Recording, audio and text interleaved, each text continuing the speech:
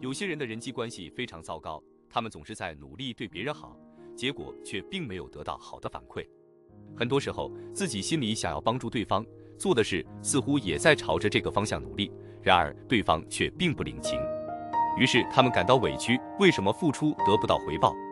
为什么我这么努力，你却不理解我的好心？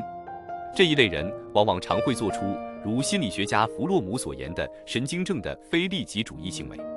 神经症的非利己主义与一般的非利己主义不同，它是一种希望对方能够喜欢自己，让对方觉得自己是好人的非利己主义。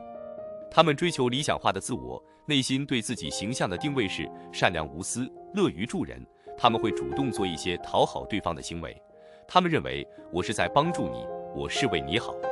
可是不管怎么努力去对别人好，到最后却并没有几个人领情，付出得不到回报，反而会消耗自己的心力，让自己更加心力交瘁。在经过失败的挫折后，他们会感到疲劳、抑郁，甚至不管付出多少努力都无法获得幸福的人，大部分是因为理解错了自己变得不幸的原因。我们曾数次看过别人是如何努力的，我本能地感觉到，如果我们能在这时安慰他们，劝他们不要再这样继续下去，那么他们的心里是否就不会培育出不安、憎恶的种子，不会对别人产生不恰当的奢望呢？没有精神内核的人的努力是很难得到回报的，这种人的内心是空荡荡的，是空洞化的。这样的人就像甜甜圈一样，内心是空的。因此，越努力，人生的道路却越艰难，然后感叹着，明明我都这么努力了，自己就这样茫然地努力着，最后却感觉只有自己变得不幸。然而，这样的不幸并非不可改变，通过学习和成长，我们可以摆脱这种不幸的焦虑。只有当我们真正了解自己，我们的努力才会变得有意义，生活才会充满色彩和活力。第1章，无偿迁就别人是对自己的一种消耗。为何会不由自主地讨好别人？努力回应他人的动机是什么？心理健康的努力和神经症的努力。许多人在社会上取得了成功，但是在私人生活上却很失败。对于这类人来说，社会上取得的成功大部分是对其自卑性格的过度补偿。他们虽然很努力，但是并没有社会情感，他们会与他人互相鼓励，却没有真正的同伴意识。自卑性格由自卑感而生，导致过度补偿，这样会让他们在社会上发展得很顺利，所以会取得社会上的成功。而过度补偿的过程是强迫性的追求名声。心理健康的努力 （healthy strivings） 和神经症的努力 （neurotic drives for glory） 是不同的。在努力之前，要先了解自己现在做的到底是心理健康的努力，还是神经症的努力。心理健康的努力是从人固有的、天生的 （inherent in human beings） 喜好、倾向 （propensity） 中产生的。这种努力与神经症的努力之间的不同之处在于，心理健康的努力是自发性的努力，而神经症的努力是强迫性的努力。所谓强迫性的努力，即哪怕这样努力很辛苦，但还是不得不继续，因为这么努力是为了躲避危险，找出隐藏起来的真正动机。只要能知道自己是因为什么而努力，就能够解决烦恼。只要能知道什么是问题的根源，那么就离解决烦恼不远了。偏执的爱即是原因之一。即使孩子想换另一件衣服，但因为母亲认为那件衣服显得很廉价，所以母亲会说就穿身上这件衣服吧。单方面的强迫孩子，让孩子跟着自己的步调走，把孩子卷进自己的世界，不承认孩子的个性。这样的母亲却认为这是爱。他们对于伤害别人这件事的感觉很迟钝，因为专注于保护自己，以至于他们没有察觉到这个事实。神经症的非利己主义者的努力往往缺乏动机，也会让努力不得回报。他们把对生活的不满戴上爱的面具登场，以为这就是爱，这样就会导致他们一直在做得不到回报的讨好。没有自我的老好人谈恋爱，会为了得到别人的喜爱，一个劲地去讨好对方，但最后只会被别人玩弄，在疲劳与失意中逐渐失去人生的意义。工作狂是因为不安，所以他们只能通过自我扩张来消除这种不安。内心强烈的冷漠和不安感促使他们疯狂工作。这类人只会想着如何取悦他人，活得没有自我。因为不安而努力，努力消耗自身，燃尽自我，这是逃避现实的行为，是有依赖症倾向的努力。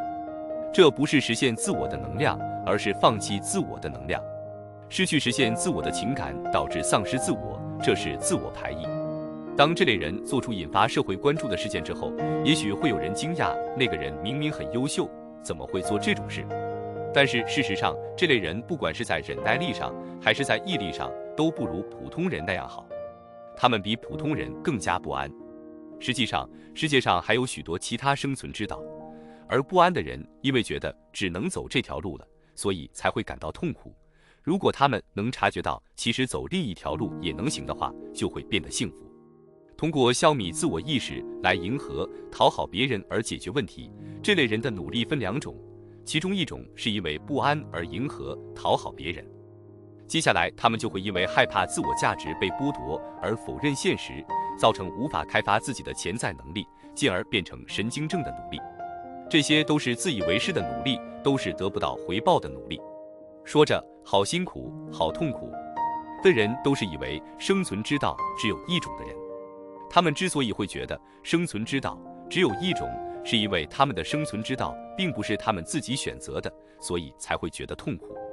为了获得别人的认可而努力，错误的努力不会给我们带来满足感，所以不做错误的努力是不燃尽自我的必要条件。波兰哲学家、美学家塔塔尔凯维奇说过，正因为自我牺牲式的付出，才让我们无法获得幸福。为什么会讨好他人？即使大家都在跑步，但是追着别人跑和被别人追着跑的感受是不同的。你今天看上去气色很不错，发生什么好事了？说出这句话的动机是什么呢？是为了增进关系而夸赞，为了照顾别人的情绪而夸赞，为了让人恢复活力而夸赞，为了客套而夸赞，为了奉承而夸赞，为了让别人为自己做事而夸赞，为了别人的喜爱而夸赞，还是因为只有这么做才能和别人扯上关系而夸赞？神经症的非利己主义者会混淆这些动机。你的动机决定了是成功还是失败。有的人会觉得自己明明这么努力了，但是在他人看来，这类人只是一个劲儿的在自我感动，他们应该好好反省自己的动机。因自卑而感到痛苦的人会讨好他人说，我会认真的帮你养兔子的，但是对方并没有打算拜托他帮忙养兔子。所以讨好型人格的人才会觉得自己不论怎么努力也无法变得幸福。因自卑感而讨好他人的人所做的努力，基本上都是为了显示给对方看的努力，是为了蔑视对方而做的努力。所以不管怎么努力，他们都无法变得幸福。如果他们能成功，能出人头地，他们可能会感到喜悦，但不会感到幸福。不管是成功还是失败，他们都是孤独的，依旧与他人没有信赖关系。过于关注自己弱点的人，都会失去与他人的信赖关系。因自卑感而讨好他人的人所做的努力，本质上是为了复仇而做的努力，所以这个努力与幸福无关。也就是说，过度在意自身弱点的人，内心其实隐藏着憎恨。为何因憎恨而努力是错误的呢？因为它会让人只想着去达成困难的目标，它会让人认为如果能做成难事，那么就能得到他人的认可。这就像有的考生明明对医学没兴趣，却因为学医学很难，所以才打算考医学系。这种考生的努力就是那种无法获得幸福的努力。即便是说同一句话，为何有人因此受人喜爱，有人因此被人讨厌？即使都和社长说早上好，有人能得到社长的好感，有人却会被社长厌恶。被厌恶的人是因为不懂眼色。社长很忙，烦恼也多，更喜欢他人在喊早上好时可以热情大方一点。如果你扭扭捏捏地喊一声早上好，反而会被厌恶。客套地说一句早上好，背后真正的意思可能是厌恶你。这样的话，不管说多少句早上好，都不会让人有好感。如果是以社长看到您的精神头这么好，我就放心了，今天也开心地度过一天吧的心态来说早上好的话，就会让人产生好感。行为会表露背后的动机，若是弄错了动机，就是弄错了努力的方向。动机决定了成功和失败，只靠努力是不会成功的。由于自我评价过低，总是从负面角度看待问题，人生是由自我印象来决定的。一个精神颓废的人，内心的自我印象也是沮丧、颓废的。而精力充沛的人内心的自我是积极乐观的。比如某个精力充沛的创业者遇到了麻烦，他认为这是因为自己的内心过于散漫才导致这个麻烦的产生，这个麻烦就是报应。即使他不知道为什么会有这样的报应，也会感谢到好在身体还是健康的。接着他想，是事业出问题好，还是得心脏病好？然后他又想，不管怎样，只要命还在就好，就能继续搞事业。这样安慰自己，就又恢复精神了。他问女友：“你更喜欢3年前有钱的我，还是现在的我？”他的女友回道：“我更喜欢现在的你。”还有一位精力十足的作家，因为以前的作品销量不温不火，所以他对税费的多少没有概念。但是之后，他的一本书成了畅销书，因此他要缴纳很多税费。一般人会惊讶到，居然会收这么多税吗？然而，这位精力十足的作家想的却是，不过我也赚到了很多稿费，我可真幸运。没有精力的人则会觉得不甘，他们会想，为什么要缴纳这么多税？对没有精力的人来说，即使幸运来临，他们也没有感知幸福的能力。全雷打王是3阵亡，只要改变对事物的看法，成功者就会变为失败者，失败者也会变为成功者。人们常拿贝比、鲁斯当作例子。贝比、鲁斯曾打出过714支全垒打，在此后的39年间，没人打破过这个纪录。而这样的贝比、鲁斯曾有过1330次3阵出局的记录，因此贝比、鲁斯也是3阵王。戴尔·卡耐基在书中写道，他是美国棒球史上无人能及的3阵王。但是这个3阵王并不是失败者，认为3阵王与全垒打王是对立面的想法本身就不对。3阵王说明了贝比、鲁斯参加过很多比赛，这是一件很厉害的事情。卡耐基应该详细写一下能有这么多3阵出局记录的厉害之处，不过他并没有写。正是因为参加过足够多的比赛，所以他才能成为3阵王。拿破仑领导过的战役中有1/3的败绩，但即使这样，每当人们说起拿破仑时，都说他是战神。下面这句话是卡耐基说的原文 ：Even Napoleon lost unforgettable of all important battles he fought。卡耐基的意思是，即使有那么多败绩，人们也不能只注意失败。拿破仑参加过这么多次的战争，也正好说明了他一直都很积极，很有精力。中年到头都在打仗，仍可以保持良好心态的人，需要拥有充沛的精力。能够运用这些大量的精力的人，就叫乐观主义者。从负面角度思考的原因是自我蔑视。洒出来的牛奶没法再收回，这句话的意思是，无论再怎么后悔，发生的事都已经无法挽回了。但是乐观主义者会认为，反正还有牛奶可以洒，那就不算大事。有的人明明是在天上飞，但却以为自己是在地上走。这类人很容易得抑郁症。他们明明是在做一件很厉害的事情，自己却察觉不到。即使跟他们说你现在在天空上飞着呢，他们也会觉得啊，我要掉下去了，又或是觉得自己只是一只不会飞的鸡。自我蔑视的人没有奋斗的精力，即使是再小的事，自我蔑视的人亲身体验一下，都会觉得小烦恼变成了大烦恼。所做的事不是为了对方，而是为了自己。我明明在讨好你了的心理。自觉幸福的人会真心的给予，例如给对方一块奶油蛋糕，如果不是真心想给予的人，就会先吃一口蛋糕上的奶油，还会觉得自己已经把蛋糕给对方了。而收到蛋糕的人不会觉得自己得到了全部。自觉幸福且想给予别人的人不会吃蛋糕上的奶油。想给予的心情是很重要的，我们要思考给予的动机。到底是要重视不想给的动机，还是要重视已经给出去的事实呢？不是出于真心的人不会变得幸福，只有付出真心的人才会变得幸福。用眼睛观察表象，用心观察对方。如果对方是因为喜欢，就会产生喜悦之情；如果是因为厌恶，就会产生厌恶之情。不是出于真心的人借给别人钱，是为了施恩图报。他们因为格局不够大，所以没有考虑到借钱方的感情，因此做的是得不到回报的努力。为了让对方高看自己的努力，动机决定了失败和成功。要是弄错了努力的动机，那么不管做何事都变成了讨好，导致事情无法顺利的进行。因成功而沾沾自喜的人，是因为自卑感而努力，所以不受人喜爱。他们会变得多管闲事，搞不清楚自己的地位和立场。明明是组长却去做主任的工作。这种人即使努力也会被厌恶。不管他们多努力，在公司里也没有站在自己这边的同伴，所以积累不起声望。他们会不满，觉得我都这么努力了，大家为什么都不理解我呢？周围的人却觉得那家伙老是擅自做主，那家伙到底知不知道自己在做什么呀？如果你觉得自己很努力，但是人生没有什么收获的话，就需要好好反省一下自己努力的动机。比如说，想要成功，只是想让他人刮目相看，或是只是想要让周围的人看看之类的。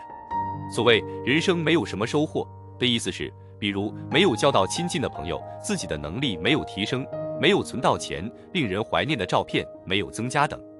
不管是精神财富也好，物质财富也罢，都是需要一点点积累的。有因精神财富而幸福的人，也有因物质财富而幸福的人。不管做什么都能长期坚持下去，且能着实提升业绩的人，也是有着正确的努力动机的人。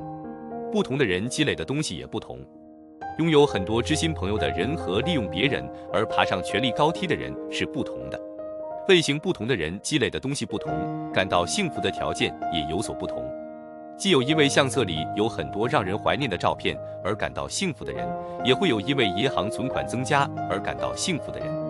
有人因拥有豪宅而感到幸福，有人因一张旧照片而感到幸福，有人因手握权力而感到幸福。最重要的是自己能感觉到幸福，自己的内心能得到满足。总而言之，即使努力了，但仍觉得十分不满的人，应该好好反省一下自己努力的动机，好好想想自己有没有搞错立场，自己对自己的评价是否有误，周围的人是否觉得自己其实没那么有能力，是不是只有自己觉得自己是了不起的人物，是不是只有自己觉得自己得到了大家的信赖，会不会只是自以为是的觉得别人信赖自己，会不会其实对方觉得和自己的关系没那么好。所谓搞错职场立场，就像是明明只是组长，却摆出一副总监的样子。在生活立场中也是一样，如果男性和女性只约会过一次就摆出一副那是我的女人的样子，就会让女性忍不住逃离。也就是说，即使努力也得不到成功果实的人是搞错了立场，所以不管如何努力都不会开花结果。人会对别人做的事有反应，也会对别人做事的动机有反应，但是人们一般对自己所做之事的反应很迟钝，所以会不满地觉得明明我都这么帮他了，却不反省导致这个结果的动机是否正确，打着对别人好的旗号，做着别人不希望自己做的事情。搞错了努力的动机的人，不只会搞错立场，还会做他人并没有想要自己做的事。越想要引起对方的注意，就越容易忽视对方的感受，做对方并不希望他们做的事。如果是因为体贴对方才帮对方做事，那就是正确的；但如果是为了得到对方的感谢而做事，那就是错误的。妈妈虽然买了很多东西给我，但没有一个是我喜欢的。孩子的话表达了没有自我价值感的人会为了对方的感谢而帮忙做各种事情，但这样的讨好永远不会开花结果。这是因为动机已经歪曲了，所以目标就会发生错误。如果某个目标不适合某人，那么他的动机就是有问题的。如果是抱着想要让他人刮目相看的想法，就会弄错人生的目标。自卑也是导致动机歪曲的原因之一，进而导致目标也是错误的。在努力的人中也分为两类，一类是为了自己的利益而努力的人，另一类是为了别人的幸福而努力的人。他们努力的动机不同，为了自己的利益而努力的那类人会受到挫折。为了自己能出人头地而努力的人和为了帮助别人而努力的人，这两种人的动机不同。对于为了别人而努力的人，要称赞他们所做的是完美的努力；对于为了自己的利益而努力的人，则没有必要称赞他们，因为他们只要完成了他们的事，他们就已经很满足了。神经症病人认为努力着的他人和没有努力的自己是一样的，所以才会有别人家的月亮更圆这种想法。神经症患者的努力只是自我执着的努力，而没有真心为朋友和家人而努力。明明已经这么努力了，却还是被大家排斥，因为他们是为了攻击他人而努力的。为了家人的幸福而奋斗的人和为了自己成名而奋斗的人，他们奋斗的动机不同。由于人们都会认为他们一样在奋斗，因而他们都不会反省自己的动机，觉得我已经很努力了。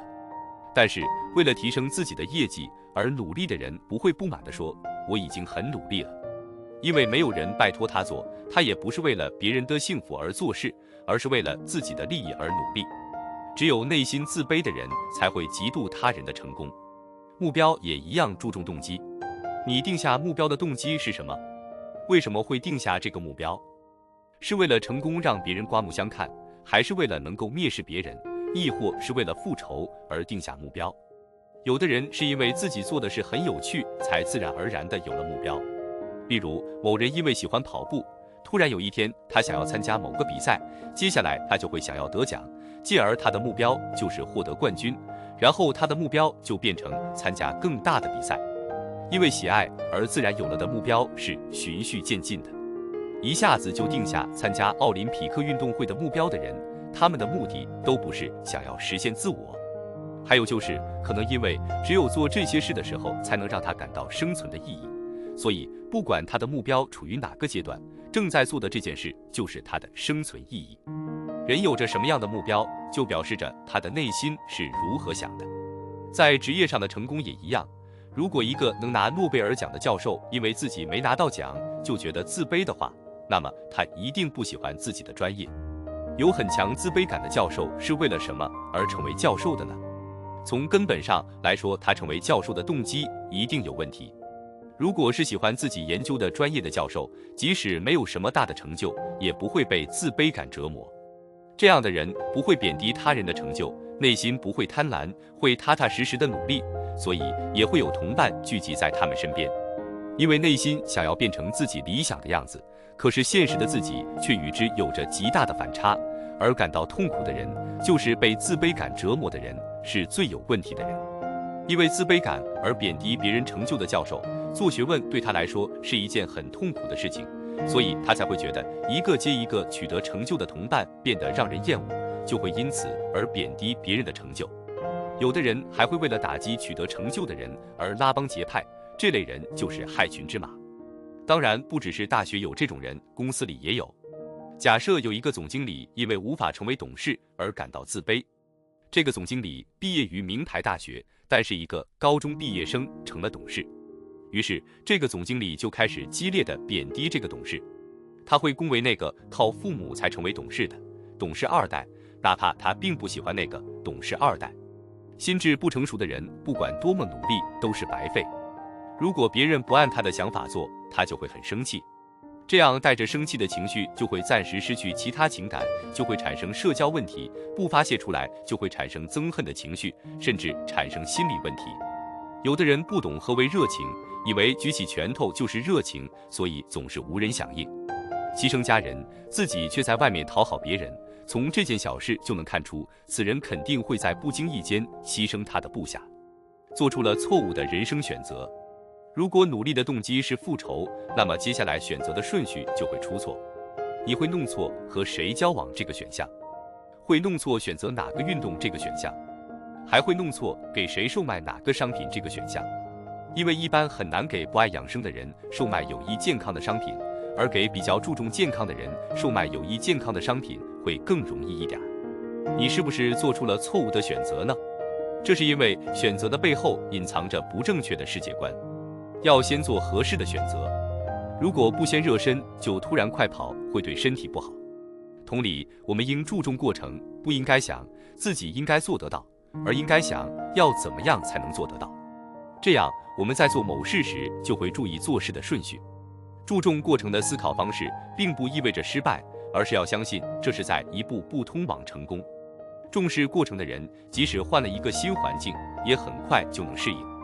神经症病人认为与人亲近是一件好事，就觉得和每个人都亲近就是好事，所以并不会选择去亲近某个特定的人。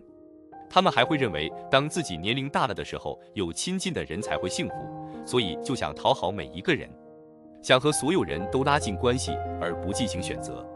这是因为他们把和别人拉近关系这件事想得太简单了。为了改正得不到回报的讨好，需要找出隐藏的动机；为了成功，也需要找出隐藏在背后的动机。为了逃避现实而患上依赖症，如果拒绝承认现实，要逃离现实的苦海，那么你可能会因此患上严重的依赖症，例如酒精依赖症、恶语依赖症、性依赖症、工作依赖症等。人们常说酒为百药之首，也常说酒是恶魔之水，两种情况都有可能，这是根据你喝酒的动机来决定的。如果为了逃避现实而喝酒，那么酒就会变成恶魔之水；如果只是为了享受一番而喝酒，那么酒就会变成百药之首。如果是为了逃避痛苦的现实而喝酒，那么酒醒的时候只会更痛苦，还会因此患上酒精依赖症。像工作或学习这类符合社会期望的事情也是一样，由于动机不同，可能会成为百药之首，也可能会成为恶魔之水，可能会给你带来生存的意义，也可能会让你患上神经症。如果是因为兴趣而工作的话，就不会患上工作依赖症，因为工作累了的时候就会主动休息。但如果是不得不和别人竞争的人，是为了证明自己而不停地工作，即使再疲劳也不会停下来休息。如果没有和应该相互竞争的人一起竞争，那么相当于背叛了真实的自己，这时即使工作上的压力减轻了，也还是想要继续工作。工作依赖症和酒精依赖症一样，都是为了逃避现实才得的。明明必须要和别人竞争，但是自己却逃避了，就会导致自己不管再怎么工作都会感到无法满足。如果在某个时刻觉得自己怎么做都没法戒掉某事的时候，那么你需要好好想想你是不是在逃避什么事情。我们在考虑心理疾病的时候，虽然思考某人会做出何种行为很重要，但是思考他的行为动机更重要。当自己说想要成为医生的时候，就要好好思考一下自己为什么会这样想。如果只是想要别人认可自己的话，那最好还是放弃，因为只是为了让别人认可自己而做的努力是得不到回报的努力。准备考试的复习效率不高，除了和你的学习方法有关，还和你的动机有关。为了让别人认可自己而努力复习的话是没有用的。患上心身耗竭综合征的人也是因为逃避现实，所以才会遭受这样的挫折。先解开束缚自己的内心咒语吧。手脚被束缚住还在努力游泳的人，与手脚自由的人相比，谁会游得更好呢？手脚被束缚着还努力游泳的人会很辛苦，而且即便努力了也没什么效果。内心被束缚的人并不能察觉到这一点，所以做的是得不到回报的努力。有一位叫马登的美国作家写了一个故事，一个人在接连不断的不幸中，终于出人头地，度过了一段有意义的人生。如果有人认为自己的心理状态和马登笔下的人物的心理状态一样的话，那就大错特错了。有的人误以为自己也有那样的心理状态，觉得自己只要努力也能做到一样的事，但事实上是，这样的努力是在不停地折磨自己的身体，只会让自己感到痛苦，最后患上心身耗竭综合征。我们应该学习的不是从早上4点起床一直工作到深夜的行为，而是他们的心理状态。要先解开束缚住我们手脚的绳子，只有绳子解开了，才能自然而然的努力。不需奋力喊口号，可能等你察觉到之前，你就已经在努力了，而且是正在做着有回报的努力。第2章，察觉束缚自己的心理诅咒。总是对他人和颜悦色，就容易被别有用心之人利用。为了帮别人鞠躬尽瘁，以爱为名的父母，人如果不被爱，就会抱着很大的期望，然后变成那种会为肚子一点都不饿的人，做一大份便当的人。有很多父母都为了给孩子一个富裕的环境而努力，如果孩子没有露出自己期待的反应的话，父母就会不满，觉得明明我都对你这么好了，你却还不满意。但是父母给孩子创造富裕的环境和孩子能不能感到幸福这2件事其实是毫无关联的。你曾多少次收到不符合自己的喜好而是符合赠送者喜好的礼物呢？你应该有说出或听到过许多安慰人心却又没有什么意义的话语吧。如果大家互相都知道对方的喜好，那就和谁都能成为好朋友了。通过为他人奉献而获得地位，这类人认为工作是人生全部的意义，他们并不重视自己，而是把别人对自己的好感当作人生的重心。父母看到孩子开心，自己也会跟着开心，这种情感才是真正的爱，而他们却连这种感情也没有。有些人是通过为同事和上司做件好事，才能在职场中确立自己的地位，或是通过塑造对下属宽厚的上司形象来确定自己的存在。这些人都是为了能在职场上让别人觉得自己是好人才会去当好人。为了获得爱，就会无意识地对对方抱有敌意，所以他们会觉得当好人很累。在其他地方获得了生命意义再去工作的人，本就认为自己有存在地位，所以没有必要为了这个地位而装好人，也就不会讨好别人。没有生命意义的人，虽然精力充沛，通晓事理，同事都说他是个很认真的人，不管是打招呼还是其他行为都很礼貌，但是他对工作的热爱和认真的态度是为了不被人批判而做出来的样子。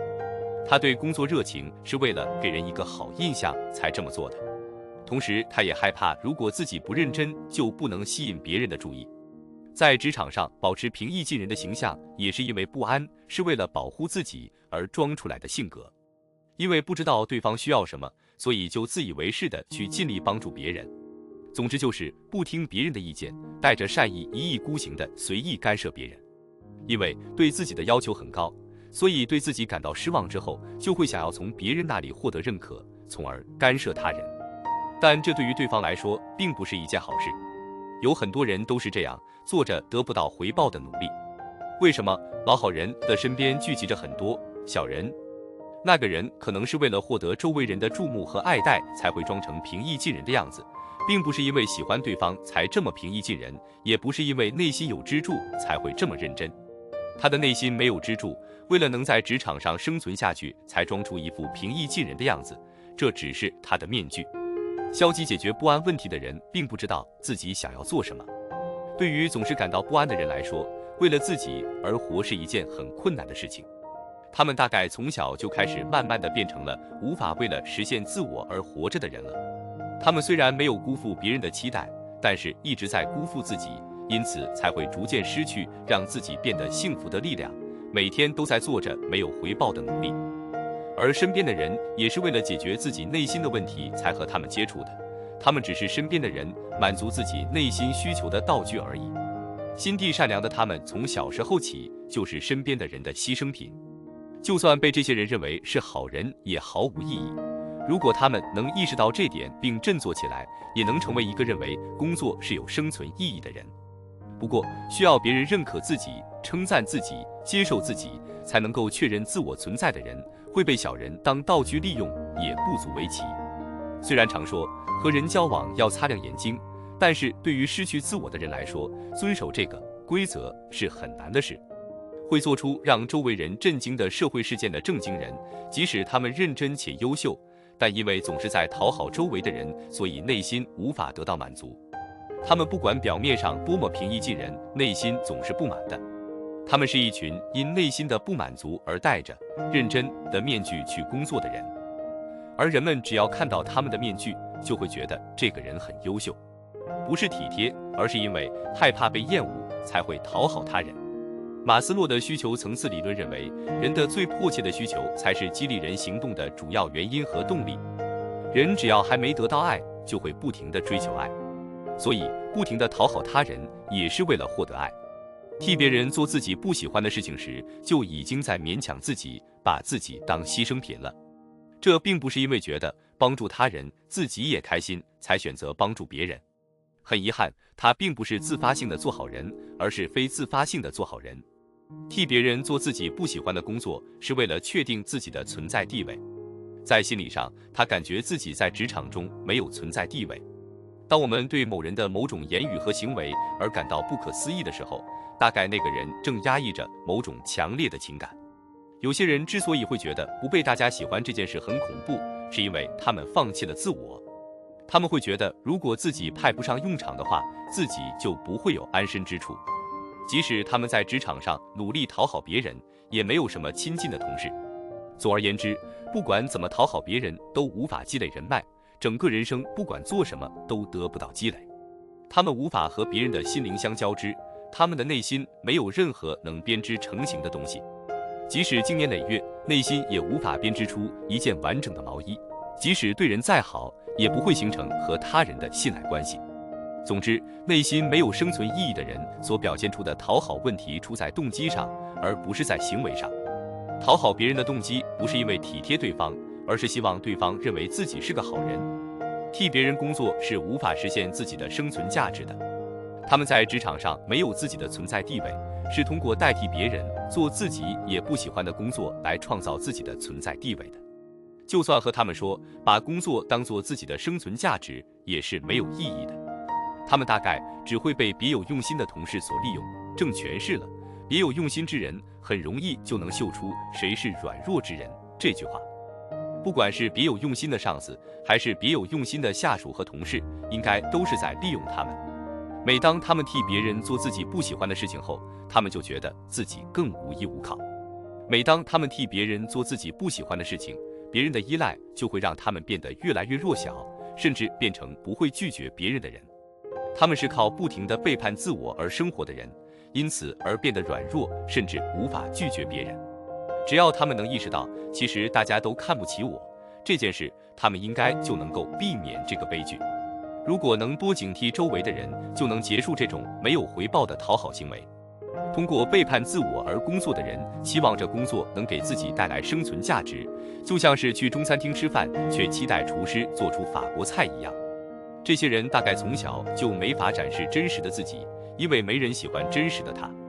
之后他偶然有机会能展示真正的自己，但是展示的场合却不合适。马斯洛说过，对于正追求自我实现的人来说，偶尔需要健康的退行价值。所谓健康的退行价值，是指即使是在追求自我实现阶段的人，也常会有退行到安全层次的低级需求的可能性。有一种人会处于疑似成长阶段。疑似成长是指一个人的基本需求实际上已经被满足了，但是自己却认为并没有被满足。处在疑似成长阶段的人为什么会变成非自发性的好人呢？是因为社会上充满了急功近利的氛围，于是这些人的人生就变成了为了活给别人看的人生。他们的内心变得越来越空洞，做的完全是得不到回报的努力。你需要对抗的敌人有两个，既要和外敌战斗，又要和自己战斗。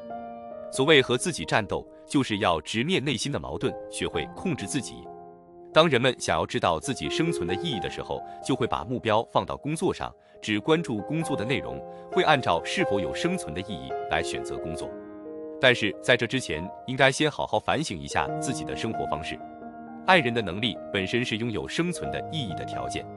如果没有爱人的能力，那么即使想要追求生存的意义也没辙。心理学家卡伦·霍尼说过，神经症的特征之一就是认为这个世界应该为我服务。他们与自我毁灭型的人是相反的，他们会对周围的人提出过分的要求，然后自己还觉察不到这件事。这也是为了掩盖其本身的倦怠感和无力感而选择努力讨好。因为自己的倦怠感和无力感导致自己忽视了本身具有的素质，在这种情况下所做的努力就会缺乏动机，而努力的结果就是会产生更多的无意义感、倦怠感和无力感。缺乏动机而做出努力的结果就是造成自我排异。他们的人生基本上是从不安感开始，然后选择了错误的道路，走到了悬崖边，无力地讨好别人。如果表达的方式不对，那么好心只会是善意的麻烦。做事不露声色的态度不会给别人带来心理负担。当别人用这种自然的态度招待自己的时候，自己的内心就会感到像泡在温水里一样，暖暖的、胀胀的。与之相反，过于刻意的好意就会给人带来心理负担，会让人产生别人对我这么好，我应该怎么报答呢的心情。有时自己觉得是做好事，对方却会觉得这是负担。不要让对方觉得弄得这么夸张，反而让我觉得困扰。表达好意的方式不同，有时反而会给别人添麻烦。有着强烈自卑感的人，因为想要获得别人认可的心情很强烈，所以没有办法做出自然的行为。有着强烈自卑感的人所做的努力，到最后也只会是竹篮打水一场空。对方不感谢自己，就会感到内心受伤。不懂爱的正确表达方式，这是一个得不到回报的讨好他人的典型例子。某人拿着一个大蛋糕当礼物，但其实并不适合，他只是为了让别人夸一声厉害才买的。身体怎么样？某人问。我很健康。某人答。但是不同的人在回答我很健康时的内心所想各不相同。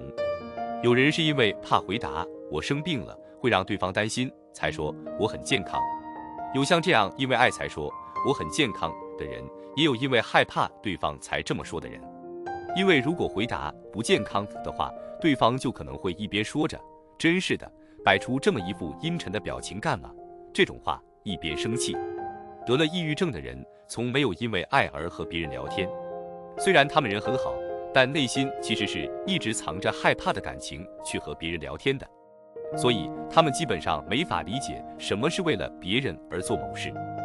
我曾看到过一个故事，说的是一位得了精神分裂症的女性把手伸进热水里，然后说你看我就是这么爱你。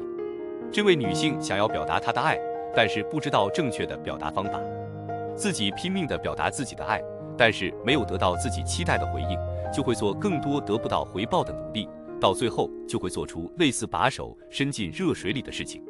某人戒掉了自己喜欢的酒，然后说看我多爱你。做这种事和通过把手伸进热水里来表达爱是一样的。别人不感谢自己时会感到受伤，是因为感觉自己被拒绝了。在这世间有很多问题都是因为自我执着的讨好别人而引起的。什么是自我执着的讨好别人？拿送礼物来举例，就像是有的人会为了表现自己有很多钱而特意买高价礼品，但这并不是为了给对方所希望的东西，而是为了炫耀自己所拥有的东西。就像是为了展示自己有多擅长做菜而为糖尿病患者做一顿高脂高盐的食物一样。比起对方的健康，他们更希望对方能觉得自己擅长做菜。在日本，一退休就离婚的现象一度成为话题。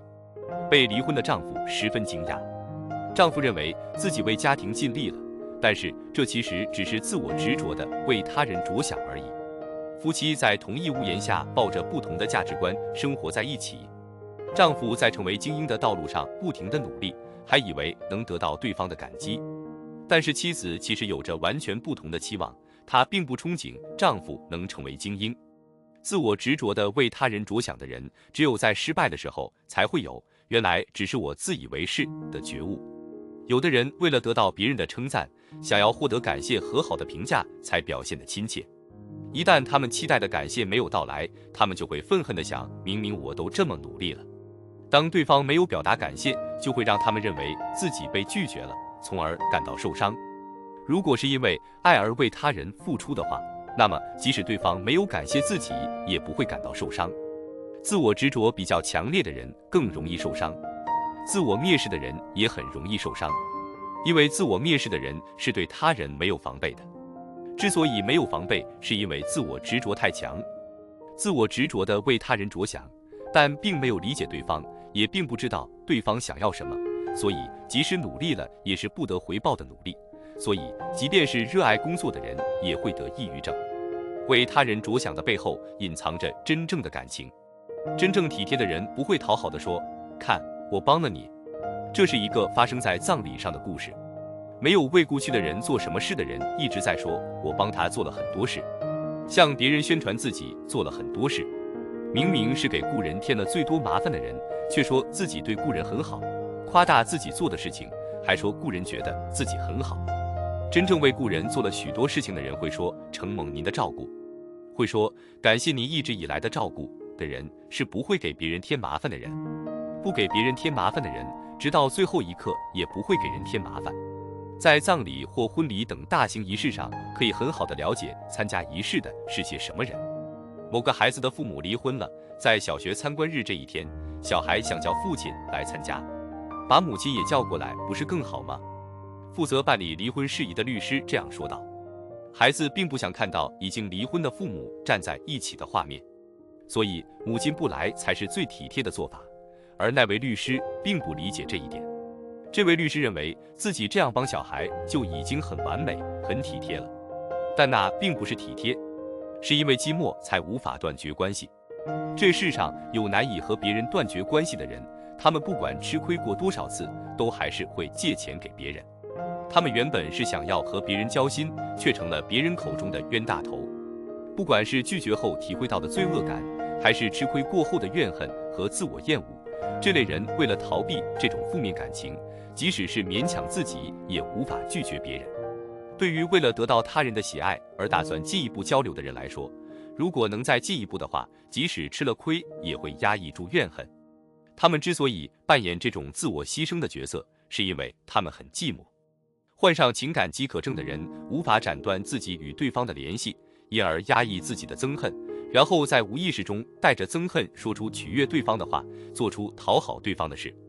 用爱的言语来束缚他人是一种精神暴力。某人因为觉得自己是优秀的父母，所以会对自己的孩子说：“你为什么不能像别人家的孩子那样呢？”这位母亲忽视了孩子本身的素质，这样的话是一种语言暴力。也就是说，这位母亲其实是精神暴力的施暴者。这位母亲因为觉得自己尽到了母亲的职责，所以端着母亲的架子来强调自己的地位，用“我这么爱你”的话束缚孩子，给孩子的内心戴上了一副手铐。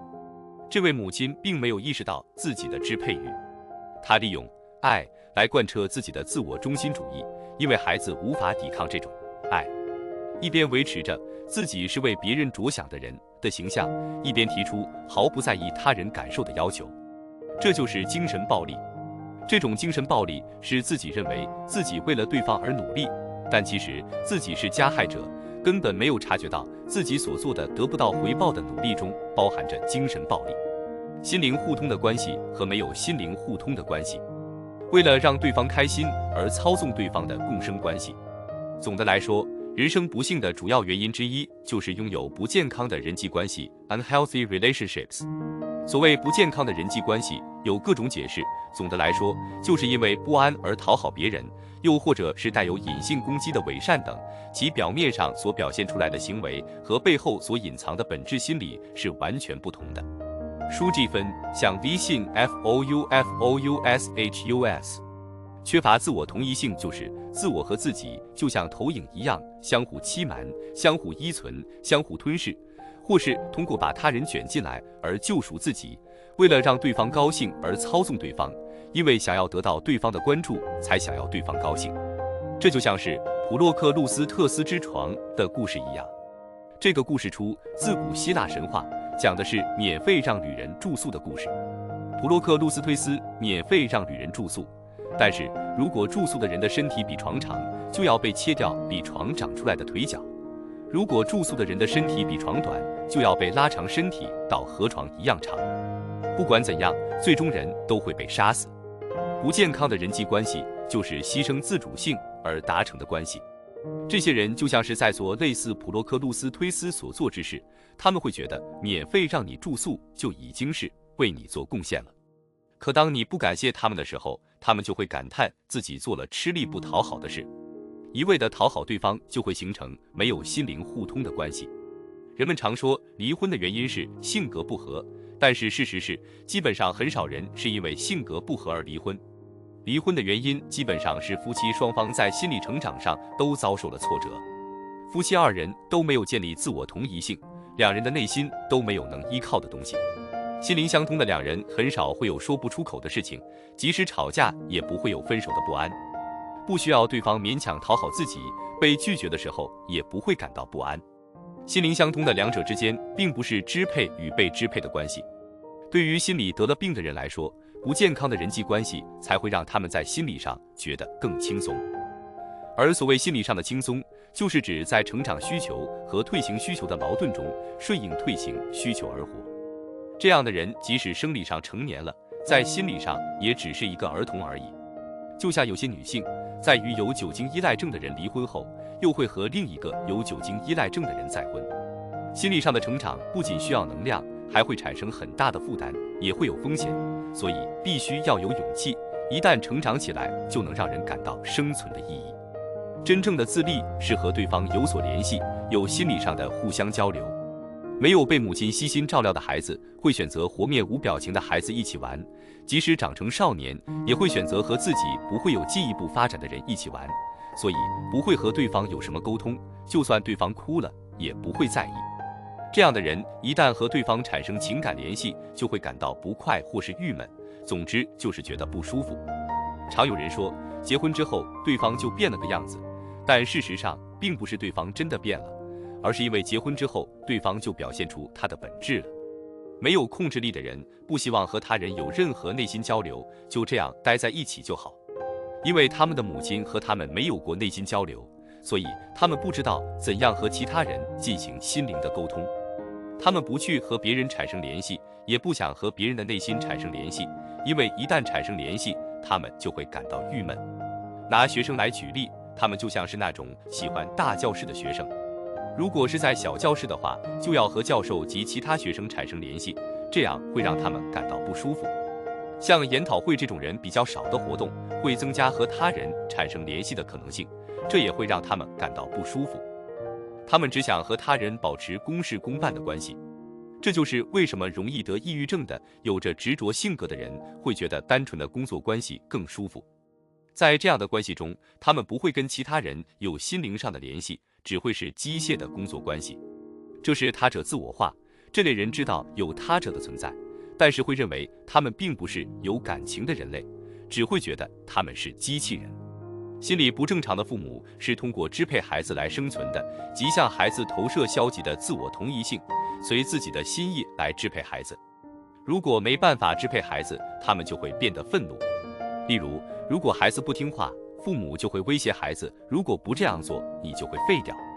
他们一旦和已经完成同一性的人分离，就会和对方存在对象关系，会把对方纳入自我同一性的一部分。同一性和分离这两个阶段是要点。你的内心有如同心灵支柱的人吗？幸福之人的共性是拥有良好的、健康的人际关系，大家都拥有适合自己的目标。有着良好的人际关系的两人，对彼此都抱有责任感，所以即使负担很重，也会心灵相通。人际关系有两种，一种是基于成长需求的关系，另一种是基于退行需求的关系。通过结果可以知道自己现在的人际关系是良好的人际关系，还是不健康的人际关系。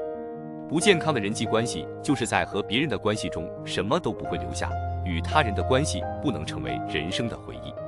虽然和某人几乎每天都在同一个办公室见面，但是如果辞职了，就不会再想起，不会有好想和那家伙见面这种想法，也不会有说起来那家伙还说过这种话之类的让人能怀念的回忆。也就是说，不健康的人际关系会造成交流能力的丧失，也会让人丧失生存的意义，会让人通过牺牲双方的自主性去建立不健康的人际关系。在漫长的人生中，拥有健康的人际关系的人才能找到心灵支柱。在职场上，我们并不总是和同一群人共事，有时会和没怎么碰过面的人一起共事，而且是已经有几年没有见过面的人。但即使这样，只要一有机会，我们就会回想起那人来那家伙现在怎么样了呢？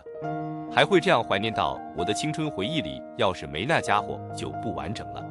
虽然那人并不是会经常见面的友人，但是即使过了几十年，那个人仍然是自己内心的支柱。母亲因为缺爱而独断专行，结果就是会让孩子从很小就开始向他人寻求爱。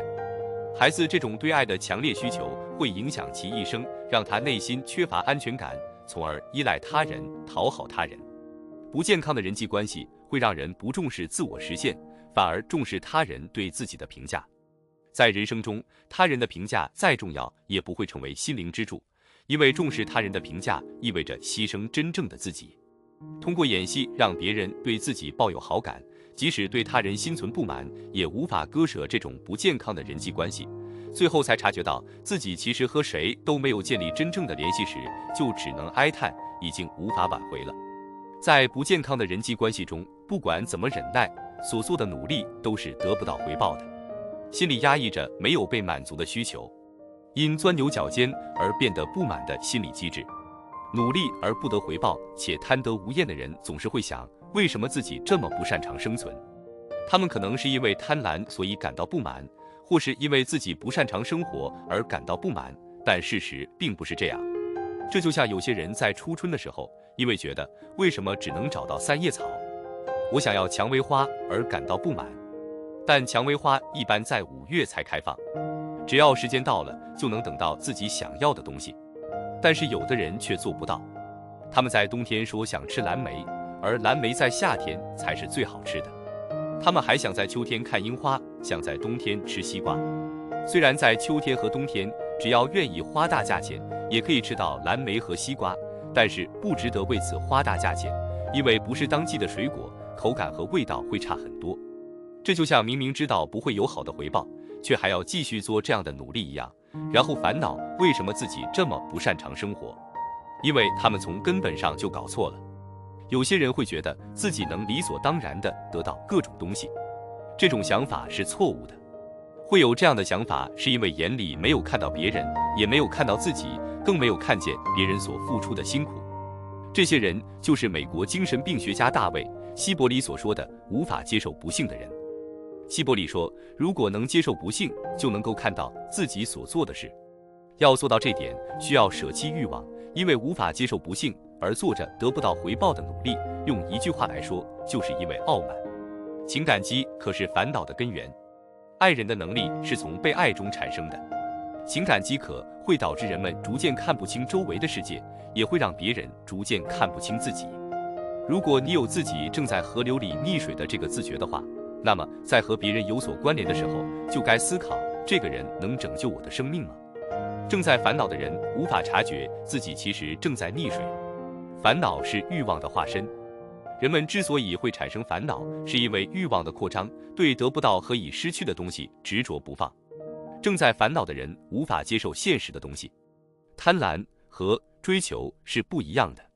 追求是舍弃一个，选择另一个，而贪婪是只懂得索取。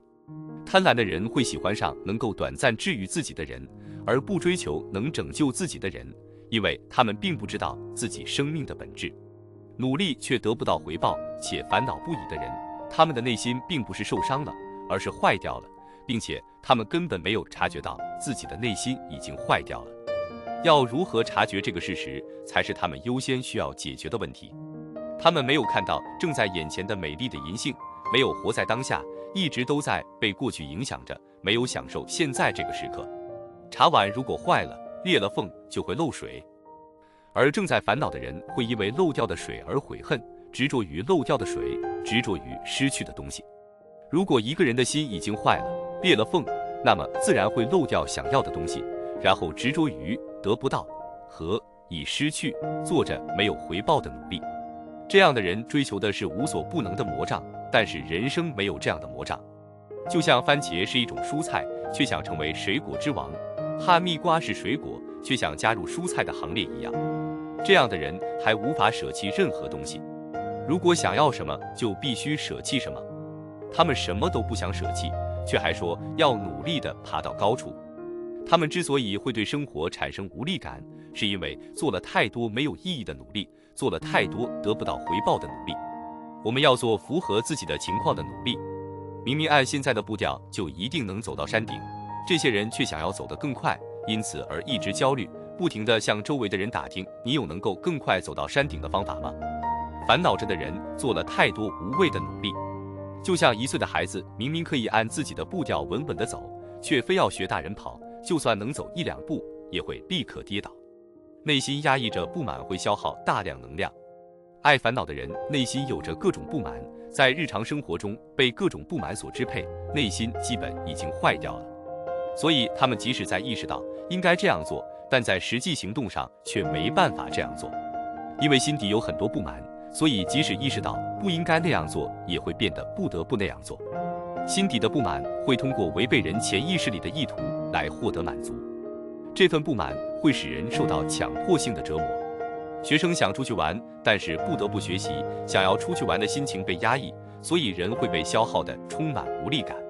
学生为了考试，为了适应社会，不得不学习，不得不扮演优秀的学生，但其实心底是想玩的。如果能够坦然接受自己想玩的心情，就可以避免不必要的内耗，避免因不认可这种心情而产生的焦虑。可以先问问自己累不累，有没有什么想做的事，还可以问问自己有没有因为到了一所重点高中，就会轻视那些在普通高中读书的学生。对应试学习感到疲劳的人，也会厌倦继续扮演优秀的学生。就算勉强别人喜欢自己，结果也只是被利用。在小学的时候，懂得选择和谁交朋友比学习更重要。不被爱的人会讨好朋友，所以请从小就开始注重人际关系。爱烦恼的人不会注意这点，没有烦恼的人才会注意这点。不论老少，爱烦恼的人和朋友之间的关系都很糟糕。他们的善意会被周围的人利用，即使被人当跑腿的，勉强自己也要讨好那些别有用心之人，甚至错把这些当作被爱的证据。因为对方总是得到好处，所以才会说我们处得很好。别有用心之人在得利，他们会将利害关系当成处得很好的关系来看待，将其合理化。别有用心之人擅长操纵别人，银杏叶被风带到了树根处，即使再微小，也将自己交付给自然，成为肥料。既然已经努力到这里了，之后就顺其自然吧。但这类人就连这种觉悟都没有，他们想着放弃讨好别人就会被厌恶，因此倍感焦虑，想要休息，但是不仅身体不愿意，连自己的自尊也不允许。有些学生刚刚通过升学考试就患上了学生冷漠症，他们的文章写得很差，文章没有区分段落，在一个主题还没写完的时候，又开始写下一个主题，这和容易的心脏病的 A 型焦虑是一样的。他们不会好好的按顺序做事情，看到这个人就希望能被这个人喜欢，看到那个人也希望能被那个人喜欢，这就会导致他们不管和谁都没有办法好好相处，要做的事情都搅在一起，想要万能的魔杖，所以不管做什么都是半途而废。无穷无尽的烦恼源于自己对自己感到失望。我收到过很多有烦恼的人给我的来信，这些信件中的内容大部分都是憎恨和痛苦，即使从书信变成现在的电子邮件，这些内容仍没有变化。这些信上写了很多类似自己周围的人很过分的内容，同事很过分，老师很过分，上司很过分，父母很过分，恋人很过分，下属很过分，这些人的要求很过分，所以他们周围的人满足不了他们的要求，就会想要逃离他们身边。这些人在很小的时候就会向妈妈提出很多过分的要求，即使成了大人，也会像孩子一样向周围的人还有自己提出很多过分的要求。如果他们的这种过分的要求没有被满足，他们就会感到受伤、愤怒和烦恼。变得不幸的人的要求完全是无边无际的，就像是追求完美主义的人一样。在这个世界上，也有很多人会因为小小的幸福而满足，但是不幸的人很贪婪，导致他们没有能量，因为贪婪不会产生能量。其背后的原因是欲求不满，自己对自己感到失望，而他们又没有察觉到这一点。他们不管拥有多少物质财富，都不会感到满足，会想要更多。不是想要更多，而是要求更多，因为他们觉得自己的人生本就应该拥有更多的财产。因为没有达到自己要求的财产，所以他们会感到气愤。因为自己的要求无法满足，并且这个要求还很迫切，所以他们会感到更加不满和气愤。学会问自己内心是否真的想做这件事，这个问题很重要。人之所以会变得贪婪，是因为自己对自己感到失望，而自己却没有察觉到这个问题。人生有很多事，即使不能那样做，也不得不那样做，但自己的内心是想要选择不一样的生活方式的。如果自己不能察觉到这一点，那么只会一直做着得不到回报的努力，直到生命的尽头都会觉得不满。社交缺失症候群，我常常听有烦恼的人说他们的故事，这让我知道了有烦恼的人都很贪婪。除了贪婪，他们还有另一个共同点，就是心怀怨恨。通过有烦恼的人寄来的信件可以发现，有烦恼的人可以分成两类，一类是自己努力讨好别人却遭遇背叛，另一类则是某人不为自己做某事而产生怨恨。产生怨恨的那类人从不会尽心帮助别人，也没有为了别人而做过事，总之就是很懒惰。他们从小就是一个过于爱撒娇的人。我看了这一类人的信件后，深切地感到他们从没有努力过。他们因为别人没有尽心尽力帮助自己，就怨恨周围的人，觉得别人帮自己做事是理所当然的，觉得别人为自己服务也是理所当然的，认为周围的人都是自己免费的仆人。这让我觉得他们会怨恨身边的人是很正常的。幼儿时期的愿望没有被满足，导致他们长大成人后会感到痛苦，最终变得抑郁。不但周围的人都忍受不了他们，连他们自己也忍受不了自己。总是在生气的人，就是要求过多的人。根据我们对别人的要求不同，我们自己的心情也就不同。为什么他们会有这样的想法呢？从信的内容里可以分析出他们的病理表现，内心扭曲且表露在外。我将这种类型的人称为社交缺失症候群。他们擅长隐藏自身的弱点，和别人没有心灵上的羁绊。患有社交缺失症候群的人不承认自己的缺点，他们的内心和任何人都没有牵绊。社交缺失症候群有以下特征：一、总是叫嚷着好辛苦，好辛苦。患有社交缺失症候群的人生活态度很散漫，他们认为身边的人应该为自己做任何事，而且自己不需为此付出相应的努力。而他们之所以要强调自己如此痛苦，是因为他们渴望爱。卡伦·霍尼说过，在这些惨痛的控诉中，多多少少都包含着敌意。二、认为别人应该理解自己的痛苦。三、虽然总是说自己很痛苦，但是并没有具体的事情。四、认为自己之所以这么痛苦，责任都在别人身上。五、不了解对方和自己的关系，明明和对方并没有什么深厚的关系，却还认定对方应该尽力帮助自己。六、认为自己是悲剧的主角。七、不理解、不认可，即使是做成一件小事也很伟大这个观点。第三章，学会照顾自己，不勉强自己，才能过得顺遂。我明明是为了你好才这样做的，牺牲自己，迁就他人的病因。被隐藏起来的敌意戴着正义的面具登场。神经症性的非利己主义者是什么样的呢？他们会对不怎么亲近的人说，我希望你变得幸福，这种超出关系范围的话。他们的言外之意是我很幸福，另一个言外之意就是你很不幸。这种人只是利用对方来显摆自己有多优秀，装作要给予对方东西的样子来拯救自己，骨子里其实是个冷漠的人。所谓神经症性的非利己主义，就是给自己内心生出的敌意戴上了正义的面具，所呈现的就是使他人产生内疚感、义务感和责任感，来使自己的要求显得正当合理。这种神经症表现为情感上的依赖，指的是因为无法忍耐孤独而成为受虐狂。患上这种病的人会没有原则地讨好别人，会为了别人做出任何牺牲，任由别人辱骂自己，不管这会对自己造成多大的伤害。这是因为患上这种病的人在心底的最深处缺乏爱，所以想要和别人建立联系。神经症病人获得爱的其中一种手段是诉诸正义，但是这种手段背后隐藏的真正动机其实是敌意，也就是他们把正义当成盾牌来放出自己的怨恨。他们主张自己是为了得到爱，然后释放心里的敌意。将隐藏起来的真正的动机意识化，是人类内心成长的必经之路。有很多时候，胆怯与恐惧的心理也会戴上正义的面具登场。但是要意识到自己隐藏起来的真正动机，需要很大的勇气。在神经症病人及加害者的自觉意识里，对爱的需求是正常的，但是从对方及受害者的角度来看，这就是精神暴力。加害者披上寻求正义的外衣去攻击受害者，受害者很难抵抗。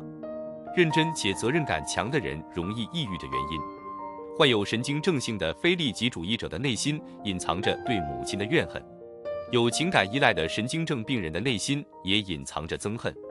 内心是重要的地方，他们表面上说着爱的话语，为了别人花费时间和精力，但是其实他们在无意识里是存在敌意的，而这种敌意会影响对方的心情。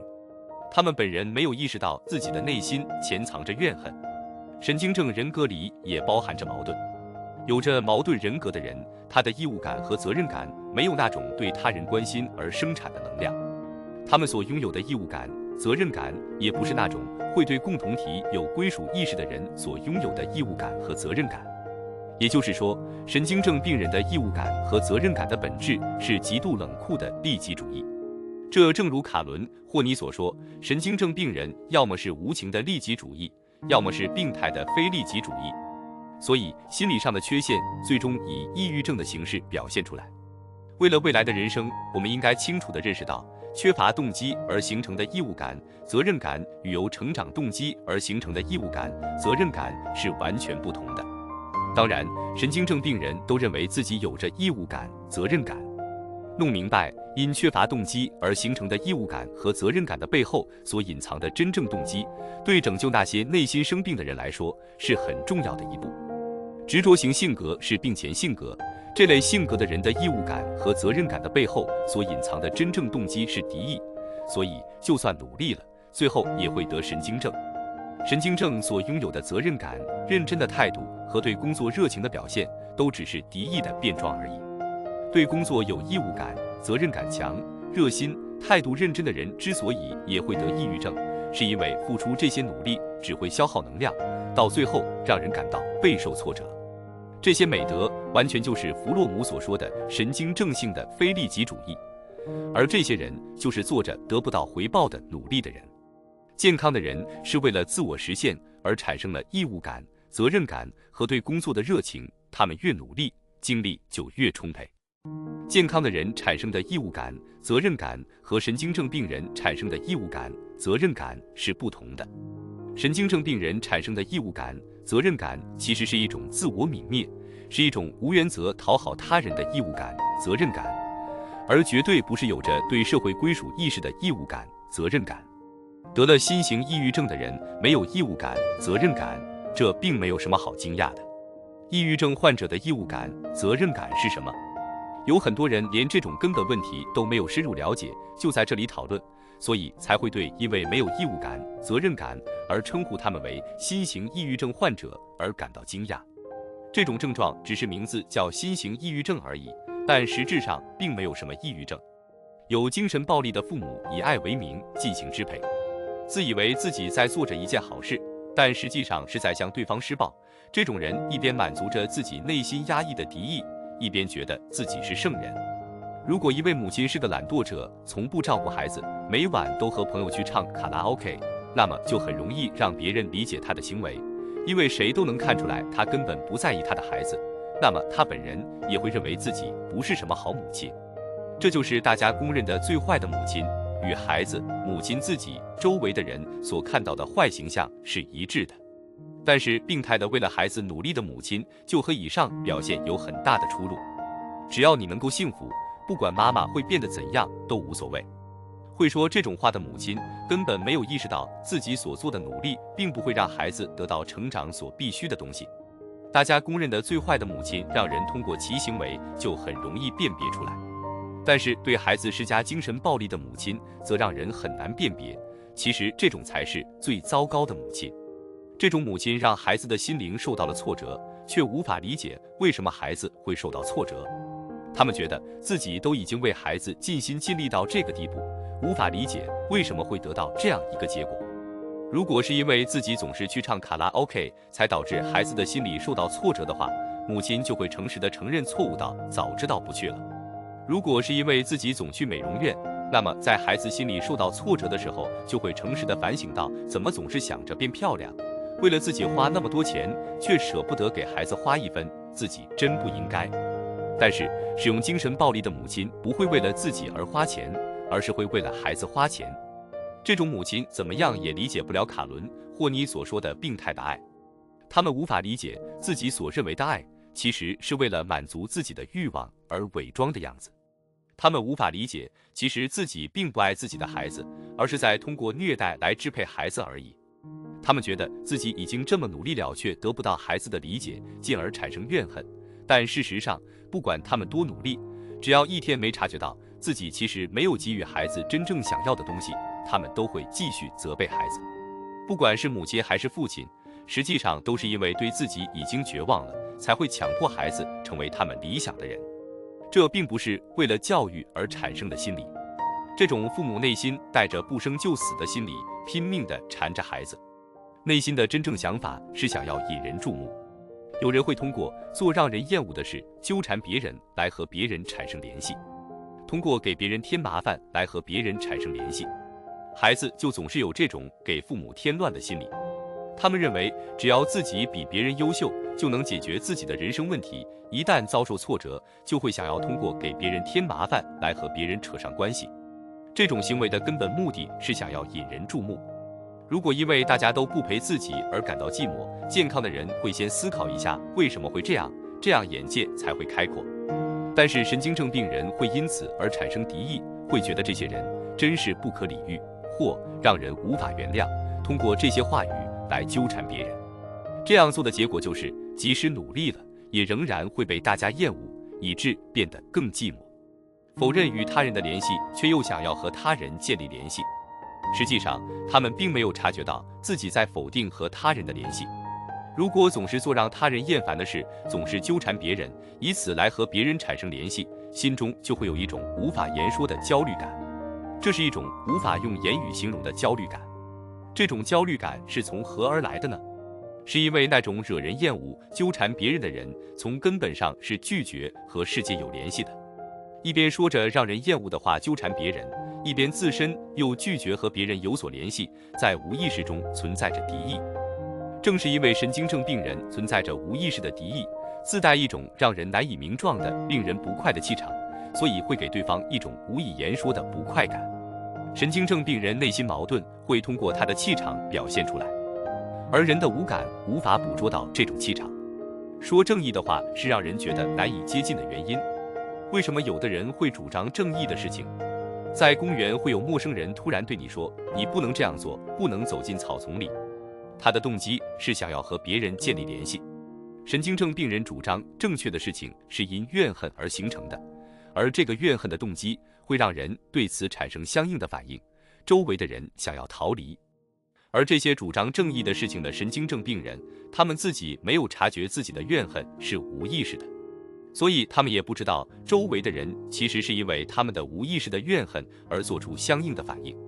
相互性是人际交往的条件。帮助别人的人会想着我想帮助你，而需要帮助的人会有想要这个人帮助我的欲求。因为这个相互性，人际关系才会成立。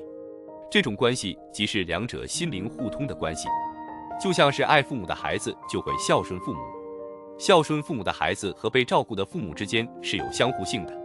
A 想要看护 B，B 想要被 A 看护，这就是相互性。不管神经症性的非利己主义者怎么想，都理解不了，其实对方并不希望他们做对方没有要求做的事情。也就是说，他们理解不了，其实对方并没有想要他们帮忙。施恩图报的人和周围人的关系是破裂的。神经症性的非利己主义者理解不了这种相互性，就会导致他们觉得我都为你付出这么多了，你却没有半点回报，进而感到不满。这就是得不到回报的努力。真正的非利己主义是在与对方的关系中实行非利己主义。相互性的反面是自我中心性及自恋。如果缺乏相互性，照顾别人的一方想的是我想照顾你，而被照顾的一方不会因为被他照顾了而感到开心。神经症性的非利己主义没有那种因爱而产生我尽力帮助别人，也希望别人需要我的帮助的相互性。因为爱而想帮助对方，而对方也想要这个人帮助自己，这就是相互性。只要你能够幸福就好，这句话隐藏着大量的信息。这是某位来咨询的女性的故事。她的丈夫是一个优秀的社会人士，她的公公婆婆都是教师。她的丈夫因为考试失败而失去了自信。对她的原生家庭来说，这个考试有着重要的价值。她就是在缺乏相互性的人际关系中长大的。婆婆对儿媳说，我比那个孩子要更理解他自己的心情，他有什么事你都要和我说，这个孩子就托付给你了。她说，婆婆总是拿着我丈夫的照片给我看，婆婆的口头禅是你要理解我的心情啊，我们怎么样都无所谓，只要你们能够幸福就好。她的婆婆也总是说这样的话，我每次看到有困难的人都没法坐视不管。她婆婆会一边说着这样的话，一边从残障人士那里买下他们的商品，家里总是一尘不染。婆婆还会买贵重物品送给儿媳，会用娇柔的声音说，请你接受吧，就算是为了我。儿媳想要还回去的话，婆婆就会说，能看到你们开心的样子，我也就开心了，然后强硬地拒绝儿媳退还。婆婆有时还会把儿媳当作公主来对待，但是如果这位女性和她丈夫一起开心地吃饭，婆婆就会不高兴。这位来咨询的女性说，不知道为什么在这个家里吃饭总让人感觉咽不下去。婆婆总是不停地在说自己不幸的童年，总是喋喋不休地诉说自己内心的伤痛。这是件很不可思议的事，因为一般来说，如果有着不幸的童年，是不可能这样轻易说出来的。这位婆婆把不幸当作一种商品，这种不幸的经历就像是一种祈求怜悯。你看，我都受这么多苦了，所以你应该帮我做点事情。说完不幸的经历后，马上就会有账单飞过来。他们不会亲口说出想让你帮忙做这个做那个，婆婆很顺从儿子，而且总是很懂得感恩，其实是隐晦的要求儿子同情自己，不想让儿媳生孩子，厌恶儿媳与儿子有性生活。婆婆的嫉妒是对女性的嫉妒，通过诋毁别人来抬高自己的人。神经症病人会认为自己是非利己主义且没有欲望的人，这也是弗洛姆所说的神经症性的非利己主义者。神经症性的非利己主义者会说别人的坏话，会专门找别人的缺点，会毫不在意的出口伤人。这种坏话的性质非常恶劣。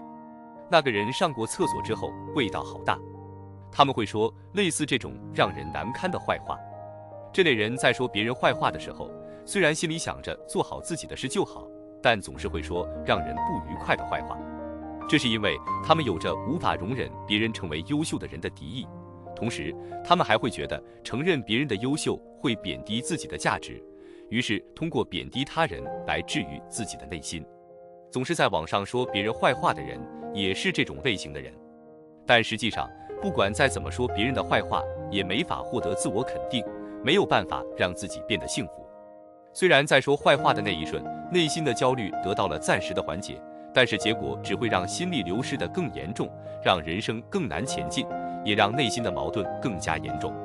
然后那些品行好的人逐渐远离自己，自己逐渐融入坏话集团，大家都在说别人的坏话，让成长需求逐渐衰退。神经症性的非利己主义者是为了讨好他人才成为非利己主义者的，并不是因为爱他人而成为非利己主义者。神经症性的非利己主义者会弱化自己内心的力量，因为害怕被对方厌恶，他们会强迫自己变得亲切。神经症性的非利己主义者可以说是丧失自我的非利己主义者，也可以说是自我执着的非利己主义者。他们会想自己有没有让别人觉得自己是非利己主义者，从而感到焦虑，还会为了不让别人认为自己是利己主义者，从而做出更夸张的非利己主义行为。他们害怕自己的讨好行为会让人觉得奇怪，害怕别人觉得自己不好。这些担忧和害怕类似社交恐惧症的症状。为了缓解焦虑而努力的人容易耗尽自己。在神经症性的非利己主义者当中，也有患有职业倦怠的人。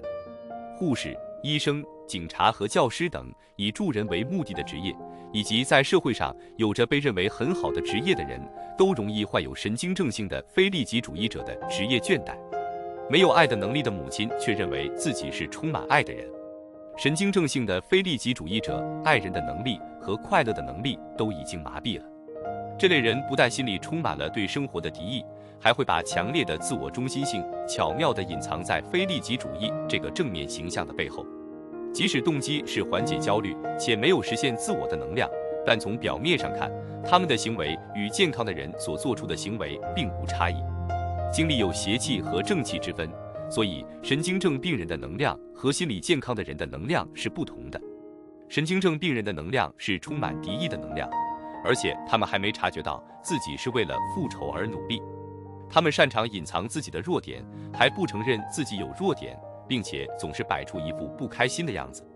因为兴趣和爱而行动的人，并不那么在乎自己的弱点，也不会对自己有过高的难以实现的期待，而是会选择更加脚踏实地的生存方式，不会让生活发展到自己无法控制的地步。更重要的是，他们不会被别人牵着鼻子走。是对别人的关心更重要，还是想要其他人夸奖自己的需求更重要？这个问题决定了人生是否艰辛以及艰辛的程度。缺乏动机而行动的人没有喜欢的事物，而因为成长动机而行动的人有喜欢的事物。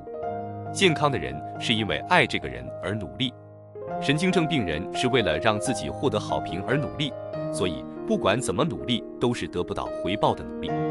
人际关系里最重要的事就是理解对方和赞美对方。赞美这个行为可以有很多不同的动机，因此即使做出同样的赞美行为，也不会得到相同的反应。操控别人的人和内心有着矛盾的人，这两类人赞美对方并不是真的赞美，只是在说客套话而已。无论是恋爱还是和上司打招呼，即使用了同样的方法，也会有人成功，有人失败。就像贝兰·沃尔夫所说的，人们会因为对方的无意识而做出反应。真诚的赞美和客套话之间存在着差别。赞美是对对方的关心，比如说过很多次，你就是在去年这个时候通过努力获得了成功啊，这就是真心的赞美。如果不是因为关心对方，那么就会很快忘记这件事，也就不会说出类似去年这个时候这种话。不要隐藏自己的弱点。人不是因为没有弱点才会拥有自信，而是因为拥有自信才会勇于承认自己的弱点。而患有职业倦怠的人，则希望别人认为自己是一个理想型的人，一个超人，是不能有弱点的。但是在他们的自觉意识中，是知道自己其实是有弱点的，所以他们会隐藏和压抑自己的弱点，并努力地为了隐藏弱点而活，这样就会消耗他们内心的能量。他们打从心底里不认同自己内心的弱点，会努力工作到精疲力竭。健康的人是根本不会努力工作到精疲力尽的，在这之前就会主动休息。他们如此折磨自己的身体还得不到满足，主要是想对抗焦虑、不安和孤独。他们认为只要自己成为理想型的人，就能被周围的人接受，就能逃离这种焦虑和不安的情绪。这是因为他们从小就缺乏安全感。健康的人就算有缺点或弱点，他们也会觉得即使这样别人也能接受自己，至少身边会有接受自己的人。但是患有职业倦怠的人，从小开始就能感觉到，如果自己有缺点，就不会被人接受，所以就会紧张地隐藏缺点，而消耗自己的能量。就像经济学家朱福登伯格所说，有职业倦怠的人很擅长隐藏自己的弱点，无法认同自己的弱点。隐藏自己的弱点的必要性从小就开始深深烙印在这类人的心中。患有职业倦怠的人总是贬低别人，情绪不安定、易怒，而且头脑顽固，不听他人的忠告。因为兴趣和爱而行动的健康的人，即使不被他人认可，他们的内心也会持续产生能量。反之，自我排异的人，即使努力做出了成果，内心也会得病。为了别人喜欢自己而勉强自己的人，即使神经症性的非利己主义者在意识领域认识到自己是非利己主义者，也一样会不幸，就连和最亲近的人之间的关系也处理不好。害怕被厌恶，想要别人夸赞自己，因为这些理由而勉强自己，导致自己过着自己并不想过的生活，过着隐藏缺点的生活。神经症性的非利己主义者和有职业倦怠的人会害怕周围的人，因为他们一直以来都是为了让别人喜欢自己、夸赞自己而勉强自己生活的。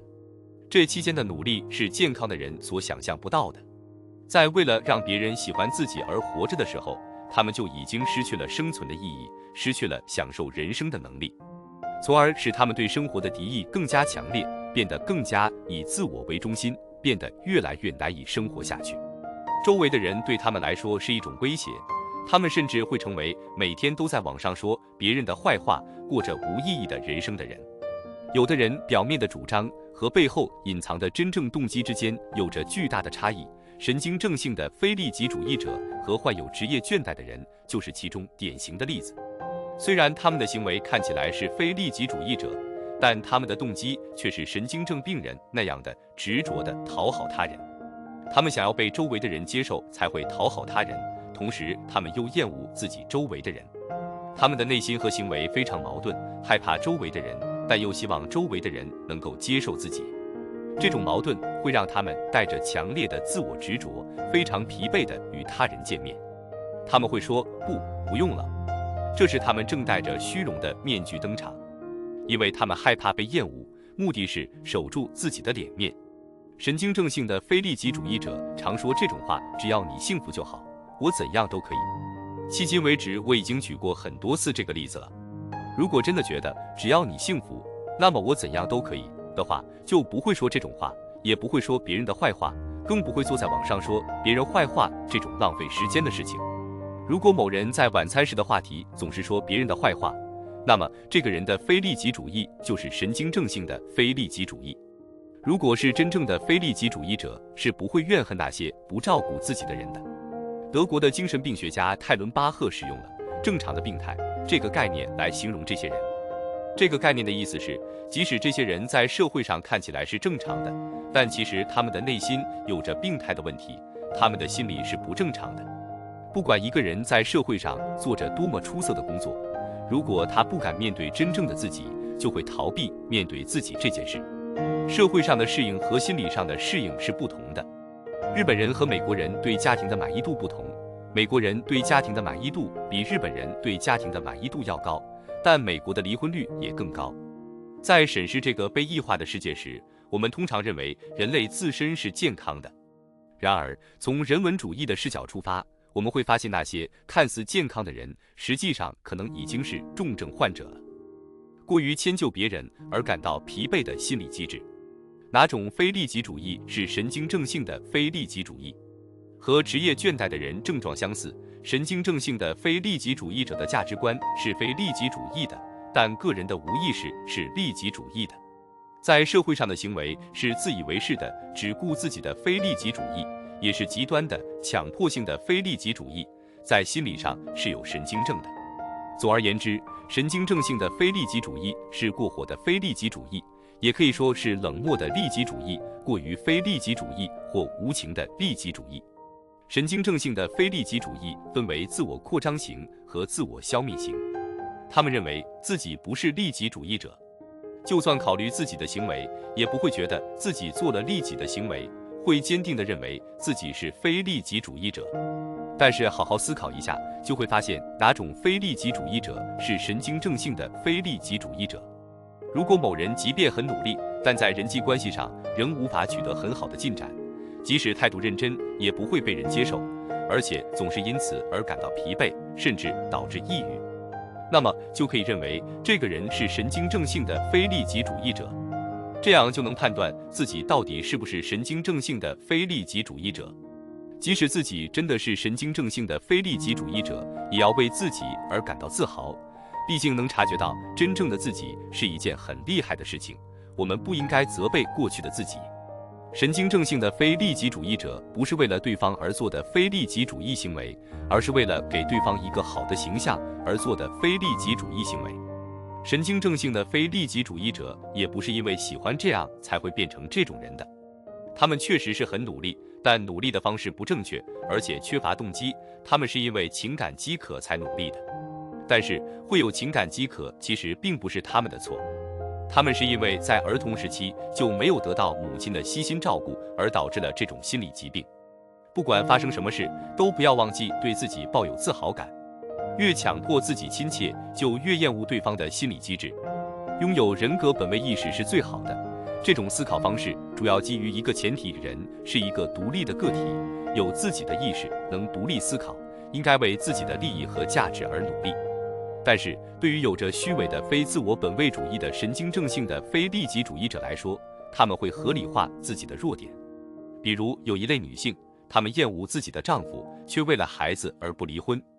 其实她们是因为自己的依赖心理而不离婚，害怕别人会认为自己是利己主义者，害怕别人的评价。不离婚就意味着牺牲自己，所以母亲会变得厌恶孩子，而她也不会承认厌恶孩子这件事，她会抑制这种厌恶的情绪，不直接表现出厌恶的情绪，就觉得自己是个伟大的母亲。但是事实上，她是一个以自我为中心的女性，而且也已经变得很厌恶孩子。这样的话，她每天都会不快乐，那种厌恶的情感会间接表现出来。比如说，每天都哭诉自己有多惨，每天都会不停地诉说自己有多辛苦。这就是神经症性的非利己主义。这就像弗洛姆指出的那样，和神经症性的非利己主义相关联的症状有抑郁、疲惫、工作上的无能和在爱的关系上的失败等。神经症性的非利己主义者不断的努力，但是没有爱，他们渴望回报，却得不到回报，被这些症状所折磨。一个人越强迫自己亲切，就越厌恶对方。因为做了自己不想做的事，所以觉得无聊是很正常的事情。如果真的是因为对别人的爱而为对方做事的话，是不会厌恶对方的，反而还会越来越喜欢对方。如果是因为害怕被厌恶，或是希望得到对方的喜爱，又或是不希望别人对自己有不好的评价，才勉强自己变得亲切，就会变得厌恶对方。毕竟让自己有不愉快的体验的原因是对方，所以会变得厌恶对方也是很正常的，但是又不能直接表现出厌恶的情绪。这就是出现弗洛姆所说的抑郁、疲惫、工作上的无能和在爱的关系上的失败等症状的原因。如果想知道自己的行为到底是真正的亲切，还是自我执着的亲切，只要看之后自己的情绪是怎样的，就能知道了。例如，谦让是一种很重要的美德，如果不懂得谦让的话，就很难在社会上立足。究竟是自己真的拥有这种美德，还是为了让自己获得高评价而做的强迫性的美德，可以通过做出谦让行为之后的情绪来判断。这和泰伦巴赫所说的加害恐惧症是一样的，为了不伤害别人而迁就别人。但是这样做之后的心情如何？是在迁就别人之后感到很恼火，还是在迁就别人之后变得更温柔？害怕被人厌恶，从而伪装自己的心理机制。不安会消灭欲求，因为在不安的时候，追求安全是第一位的。安全优先的生活方式会让人无法持续产生生活的能量。如果没有爱，是没办法持续产生生活的能量的。正是因为有爱，才能持续产生为了这些那些事的能量。神经症性的非利己主义者忍受现实中痛苦的内心力量很弱。少子老龄化社会的根本原因是人们心理的幼稚化，是人们生活的能量的衰退。人们仅仅是在维持婚姻生活，实际上心理并不成熟。因为害怕被厌恶而谦让，进而让自己变得厌恶对方，又因为不能表现出厌恶的情绪而变得抑郁。在害怕继续被厌恶的这种恐惧感里，心理是无法成长的。人需要在安全的环境下成长，只有确保了安全，才能发现更高层次的需求或冲动。就像马斯洛所说，如果安全受到威胁，那么就会退行到基础的需求层次。一般只有感觉到安全的孩子才能够健全的成长。没有被满足的需求，常常会在心底不停地渴求满足。神经症性的利己主义的母亲是不会给孩子反驳自己的机会的，所以很多时候，这样的父母给孩子造成的影响，会比真正的利己主义的父母对孩子造成的影响更糟糕。这些人的非利己主义不是给对方需要的东西，而是自以为是的非利己主义，也就是没有自我的非利己主义。所以，这些人付出的努力不仅常常没有结果，有时还会导致悲剧的发生。自以为是的非利己主义是没有关心对方的非利己主义。大家可能会觉得这句话很奇怪，这实际上是为了自己的非利己主义。他们只是为了治愈自己内心的伤口而需要对方，是为了逃避自己内心冲突的非利己主义。大家都不知道，其实这个神经症性的非利己主义是神经症的一种症状。弗洛姆说，这些神经症性的非利己主义者没有为了自己而想做的事。我之前提到过，神经症性的非利己主义者会说，只要你幸福，那我怎么样都无所谓。这是他们在没有爱的情感存在的时候才会说出来的话，是在自己没有努力的时候才会说的话，也是那些给孩子带来不好的影响的父母会说的话，更是那些让孩子在成年后患上彼得潘综合征的父母会说的话。会说这种话的人，没有做好自己应该做的事情，是借人之物来图一己之利的人。弗洛姆说过，只要你幸福，我就无所谓的人，他们之所以会这样，其实是因为神经症性的非利己主义是神经症的一种症状表现。这类人会感到抑郁、疲惫，无法工作，和亲近之人之间的关系也没法顺利发展。而且弗洛姆还指出了更重要的一点，这样的人内心充满憎恨。在非利己主义的背后，其实隐藏着极为夸张的自我中心性。所以说这种话的父母会导致孩子变得不正常，说这种话的女性会让男性变得不正常。不被别人所需要，就无法认可自我价值的原因。只有被他人需要，才能感觉到自我的价值。我之前已经提过很多次，神经症性的非利己主义者所做的是得不到回报的努力，而且那是为了治愈自己心灵而做的努力，并不是为了实现自己的潜在能力而做的努力，也不是为了别人而做的努力。神经症性的非利己主义者在尝试解决自己人格上的矛盾时，受到了巨大的挫折。因为没有自我价值感而感到痛苦的人，还没有机会通过自我实现来体会到自我价值，就长成了社会意义上的大人。对这种人来说，为对方尽心尽力的意思就是束缚对方。如果不束缚住对方，就会让他们觉得不安。难以消除的不安和焦虑导致他们有着很重的嫉妒心，他们心底隐藏着无意识的敌对倾向。神经症性的非利己主义者不允许自己对别人有敌意，他们的心路历程如下：一开始对爱有着过分的需求，对别人有强烈的依赖心理。如果这些需求没有被满足，就会产生敌意。但是他们因为害怕失去爱，又不得不压抑这种敌意，然后就会间接表现出非利己主义的行为。自我执着地讨好他人的人和神经症性的非利己主义者的心路历程基本上是一样的，所以和别人的关系没法很好地维持下去。自我执着地讨好他人的人是内心有强烈冲突的非利己主义者。为什么会尽心尽力到那种程度呢？因为他们需要被别人需要 ，need to be needed。只有别人需要自己，他们才能从中感觉到自我价值。他们还没有机会通过自我实现来体会到自我价值，就这样长成大人了。就像我之前所说，他们被无自我价值感所折磨，因为这个无自我价值感会让他们觉得主张自我就像是一个独裁者一样。为什么他们会这么避讳主张自我这件事呢？为什么会觉得如果这样做就会感觉自己像独裁者？那是因为他们心底隐藏着无意识的敌对倾向，但是他们又不允许自己对别人有敌意。这就是弗洛姆所说的神经症性的非利己主义者。这种神经症性的非利己主义会让人对不存在威胁性的事物感到有威胁。对健康的人来说，他人对自己的评价并不是很重要，除非有必要，否则不会为了讨好他人而做非利己主义的行为，因为他人并没有那么过分的重要。神经症病人的人格存在着内在冲突，为了缓和这种冲突，便强迫性压抑，因此而产生的不安、焦虑和敌意。神经症病人是因为在解决依赖和敌意这个矛盾的时候失败了，所以患上了人际关系依赖症。因为他们并不知道自己的人格存在着内在冲突，所以只能成为神经症性的非利己主义者。他们在服从和敌意的矛盾中恶性循环，无法自我实现，于是对他人抱有依赖的敌意，所以人际关系就成了依赖性的敌对关系。误以为是自己牺牲自己去照顾别人，从社会角度来看的好事，却会让心理的成长产生停滞。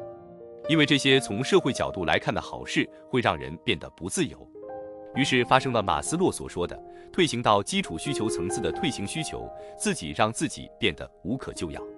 只要你幸福就好。会说这种话的母亲是一个神经症性的非利己主义者，会让孩子在成年后患上彼得潘综合征。这位无法用自己的力量而变得幸福的母亲，用缠住孩子的方式来拯救自己的内心。做你自己喜欢的事就好，主张自我就好。虽然嘴上总是这样说，但是如果孩子主张了自我，母亲又会批评说你怎么总是在抱怨。这和绑上手脚游泳是一样的，明明是自己牺牲了别人，却误以为是自己牺牲了自己去照顾别人。有依存症的父子常常会被媒体报道，这位父亲曾是个十分疼爱孩子的人，但是实际上这位父亲是神经症患者。如果孩子尝试从与父母的关系之中独立出来，却失败了的话，那么亲子关系就会变成依赖关系。换一种说法，神经症性的非利己主义就是自我执着的非利己主义。如果过度要求自己，就会导致自己与他人的生活有过度的牵扯。因为想让别人认可自己，所以会超出自己的界限去照顾别人。不管帮助别人或照顾别人这件事，从社会期望的角度来讲有多好，只要那个人背后隐藏的目的是希望获得更多的认可，那个人与别人的关系就会成为双方的负担。从结果来说，只会给双方带来痛苦与不满。因为自己没办法让自己变得幸福，所以想要通过纠缠住对方来让自己变得幸福，并不是因为喜欢或是爱对方才这样做的。即使做出了帮助和照顾别人的行为，也不会加强和别人的联系。在自己存在心理问题的情况下，对方会进入防御状态，也就是说，对方会因此没办法真诚地感谢你。自我异化的人，为了把自己没有自我的这个事实合理化，才会说出为了你这种话，而不是为了双方的关系。因为喜欢对方而想要帮助对方的心情，才能加强双方的关系，形成正常的亲密关系。隐藏的目的是看看我。神经症性的非利己主义者的态度和悲观主义者的态度一样，都会巧妙地把内心的攻击性隐藏起来。如果我们无法明确把握住别人所追求的隐藏的目标是什么，那么就无法了解别人的态度。Thus, we cannot fully understand the behavior of any human being without a clear comprehension of the secret goal she is pursuing, nor we can evaluate every aspect of her behavior until we know how this goal has influenced her whole activity. 上面这段英文的大致含义就是，如果不了解别人的动机，那么就无法理解别人的行为。神经症性的非利己主义从表面上来看是悲观主义，但其实隐藏的目的是侮辱对方。所谓有毒的父母，指的就是这类总侮辱孩子的人。一般来说，神经症病人都有侮辱他人的倾向，有毒的父母也一样。这种父母养育出来的孩子的自我评价都很低，又或是会变得自我蔑视，会觉得别人比自己更有价值。这种低自我评价会对这些孩子们产生巨大且持续的影响。只要你能幸福，我变成怎样都无所谓。会说这种话的人就是没有自我的人。总之，不管用什么方法都要让我逃避责任，这是退行需求的典型例子。只要你能幸福，我变成怎样都无所谓。这种话是退行愿望，所隐藏的目的是来看看我。虽然他们本人是想努力的，但是他们会觉得自己是在做得不到回报的努力，因为自己没有心灵支柱，所以需要依靠别人的评价来证明自己的存在，自己对自己失去了希望，并且做着得不到回报的努力。他们失去了什么呢？他们失去了成长的能力，还有对自身肯定的情感。他们这类人养孩子并不以将孩子养育成人为目的，而是想要被人称赞才养育孩子。他们也不是为了对方才做这件事，而是为了让自己能得到关注才去帮对方。无法控制自己不去指责对方，是自己无力感的投射。弗洛姆认为，力量可以分为支配 domination 和能力 potency， 这两种力量是相互排斥的。失去能力而导致无能的结果，就是只剩下支配的力量，导致丧失交流的能力和独立的能力。所谓无能，指的是失去人类在所有不同领域的能力。失去交流能力的父亲会支配孩子，从而导致亲子关系出现问题。从心理学的角度来说，对权力的渴望不是基于强大，而是基于弱小。这是一个人无法生存下去的无能的结果，是对于缺乏真正的力量的绝望的尝试 desperate attempt。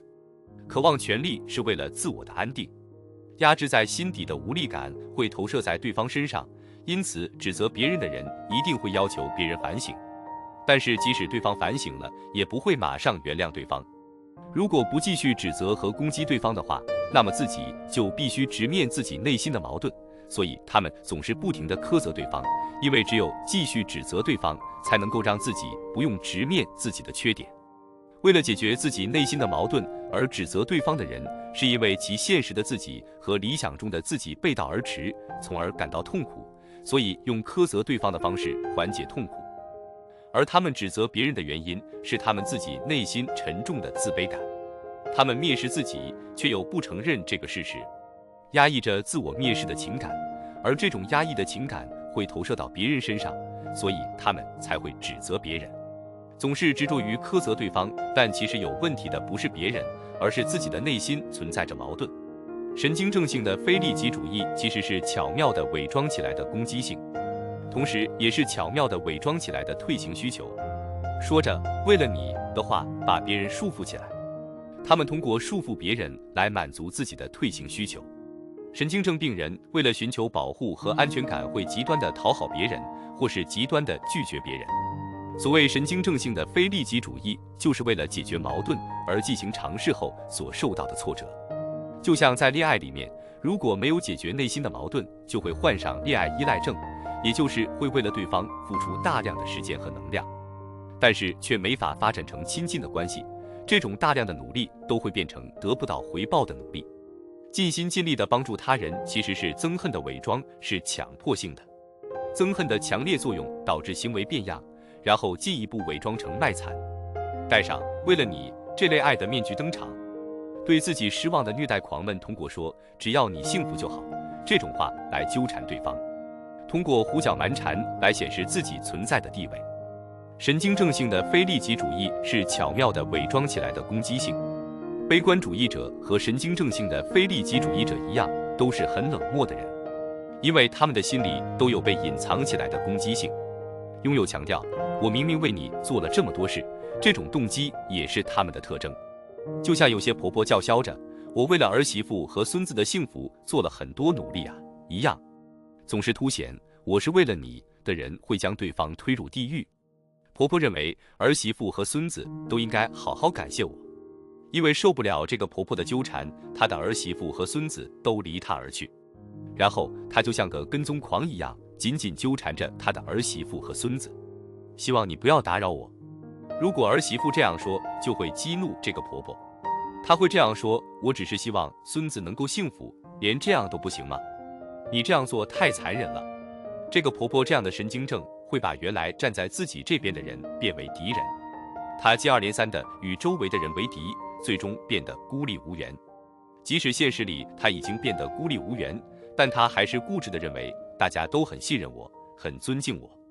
因为她做的所有事都是为了否认现实，所以无法和她正常沟通。如果稍微露出想要中断谈话的苗头，她就会叫道：你这是要逃避问题吗？这都回答不了吗？真是个卑鄙小人。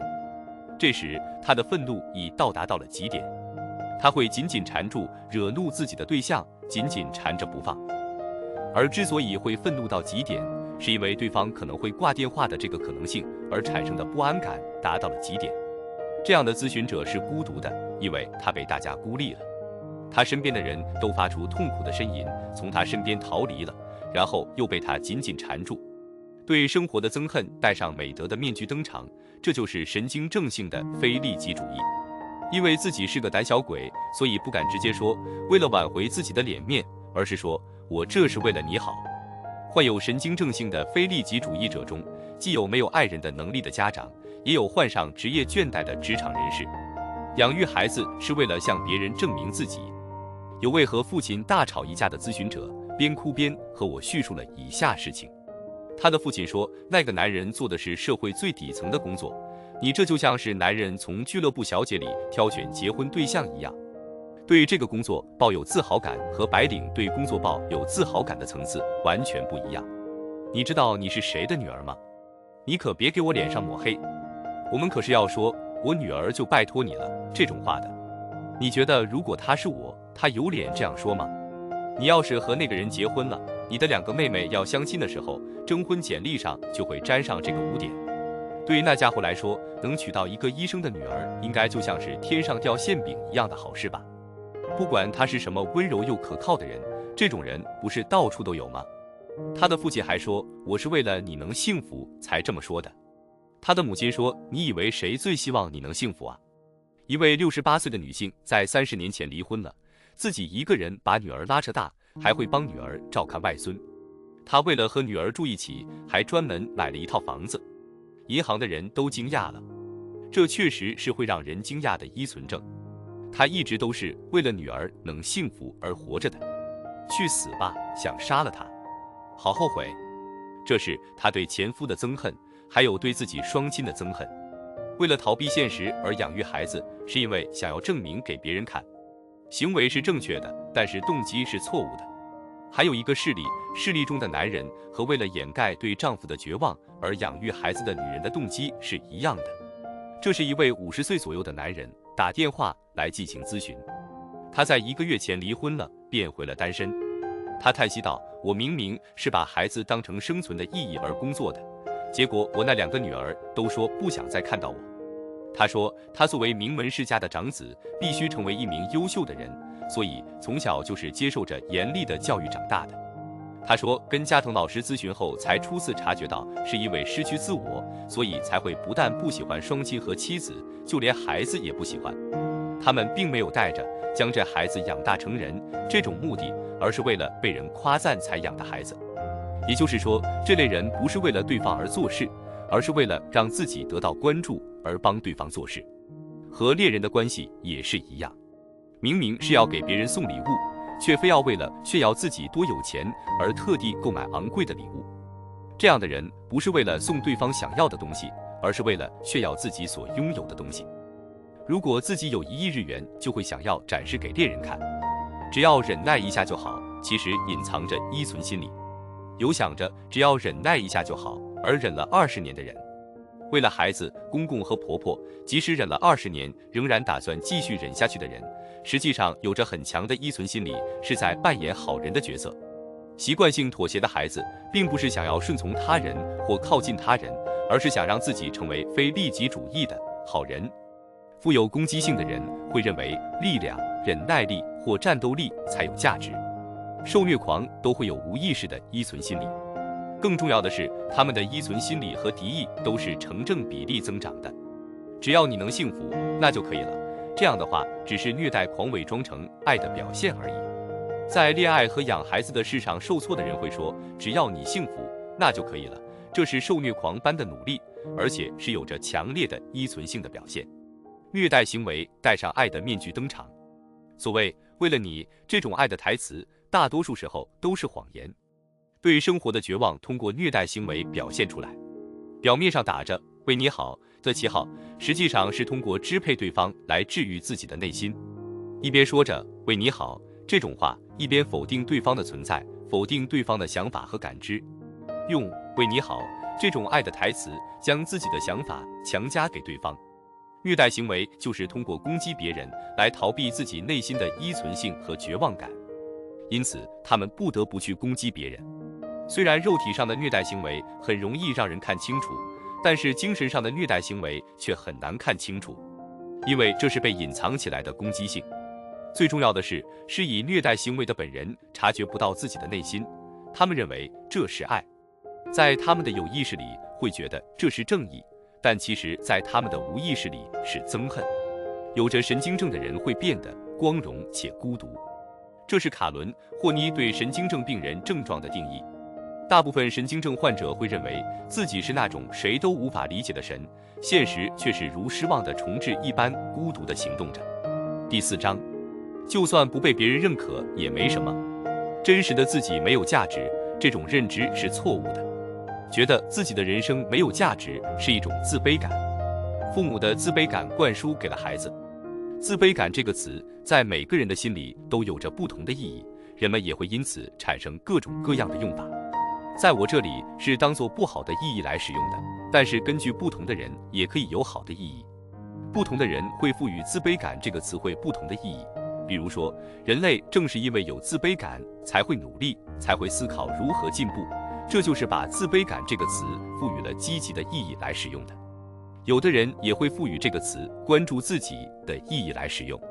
比起说自卑感本身意义是好还是坏，要是不能确定使用自卑感这个词汇的人是以什么目的使用的话，就无法争辩出这个词到底是好还是坏。在这里，我是用的不好的意义来使用自卑感的。我翻译过的乔治·温伯格的著作，他的书里写了一个名叫拉尔夫的少年的病例。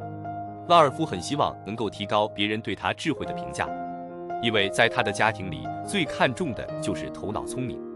如果一个孩子没有答出父亲在晚饭的餐桌前提的问题，那么那个孩子就会成为笑柄。拉尔夫既不是运动爱好者，也不帅，又不够幽默。他从小都是因为头脑聪明而受到夸奖，他是在家以外的地方清楚了这件事，从而成了因受到夸奖而骄傲自满的学生。他确定了自己只有聪明这一个优点能获得表扬，那么只要有机会，他就会展露他自己的聪明才智。他认为他聪明的头脑是他唯一的特质，并以此为前提而行动。他越是这样做，就越坚信这个事实。拉尔夫的父亲毫无疑问有着很深的自卑感，他认为只有聪明才是有价值的，而且他认为自己不够聪明。这种深刻的自卑感通过这样的生活态度表现出来。应该怎么解释他的动机呢？其实动机是这样的，他认为只有自己够聪明，才能获得别人的认可。如果连这个权利都被剥夺的话，他们就会认为自己毫无魅力可言，是个无足轻重的人，然后会受到别人的怜悯和轻视。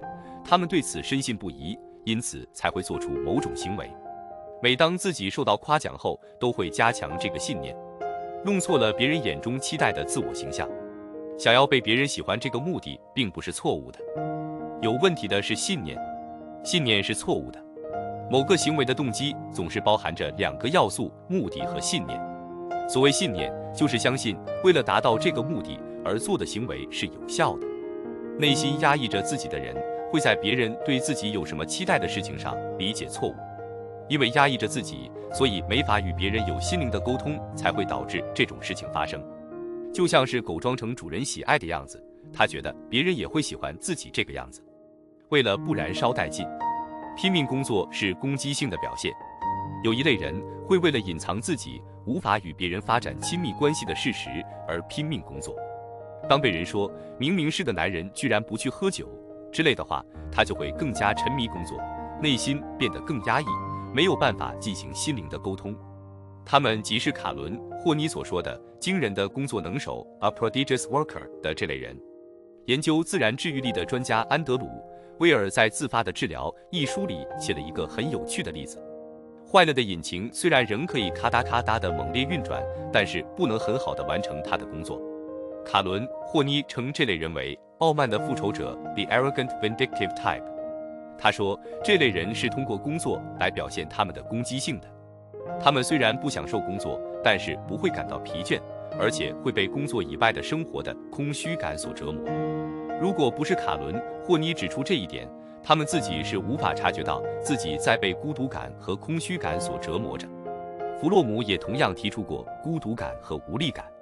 弗洛姆说，通过精神分析的方法来观察有受虐倾向的人，从大部分实例中发现了这样一个事实，即他们内心充满对于孤独感和无力感的恐惧。受虐狂般的努力能够帮助他们从这种孤独感和无力感中逃脱出来。他们会拼命的工作，产生被害者意识。本质上，他们和那些不想工作的心理不健康的员工的心理是一样的。如何拥有享受工作的心态？那些典型的拼命工作的工薪阶层打破了人生中最重要的平衡。从他们是如何无视家庭而去拼命工作这件事上，就可窥知一二。当然，如果这些惊人的工作狂本身是享受工作的话，就另当别论了。但如果他们是享受工作的，那么就不会这样复仇般的拼命工作。对于惊人的工作狂来说，成为万能的人是因为自己那受伤的自尊心而对自己提出的要求。为了满足这内心的要求，会变得只能从这个角度看问题，所以也会出现有人因为过度工作而损害健康的情况，甚至度过这不幸的一生。拥有享受工作的健康心态的秘诀，就是抛弃那愚蠢且虚伪的自尊心，自然就能过上幸福的生活。想要抛弃那虚伪的自尊心，并不是件容易的事。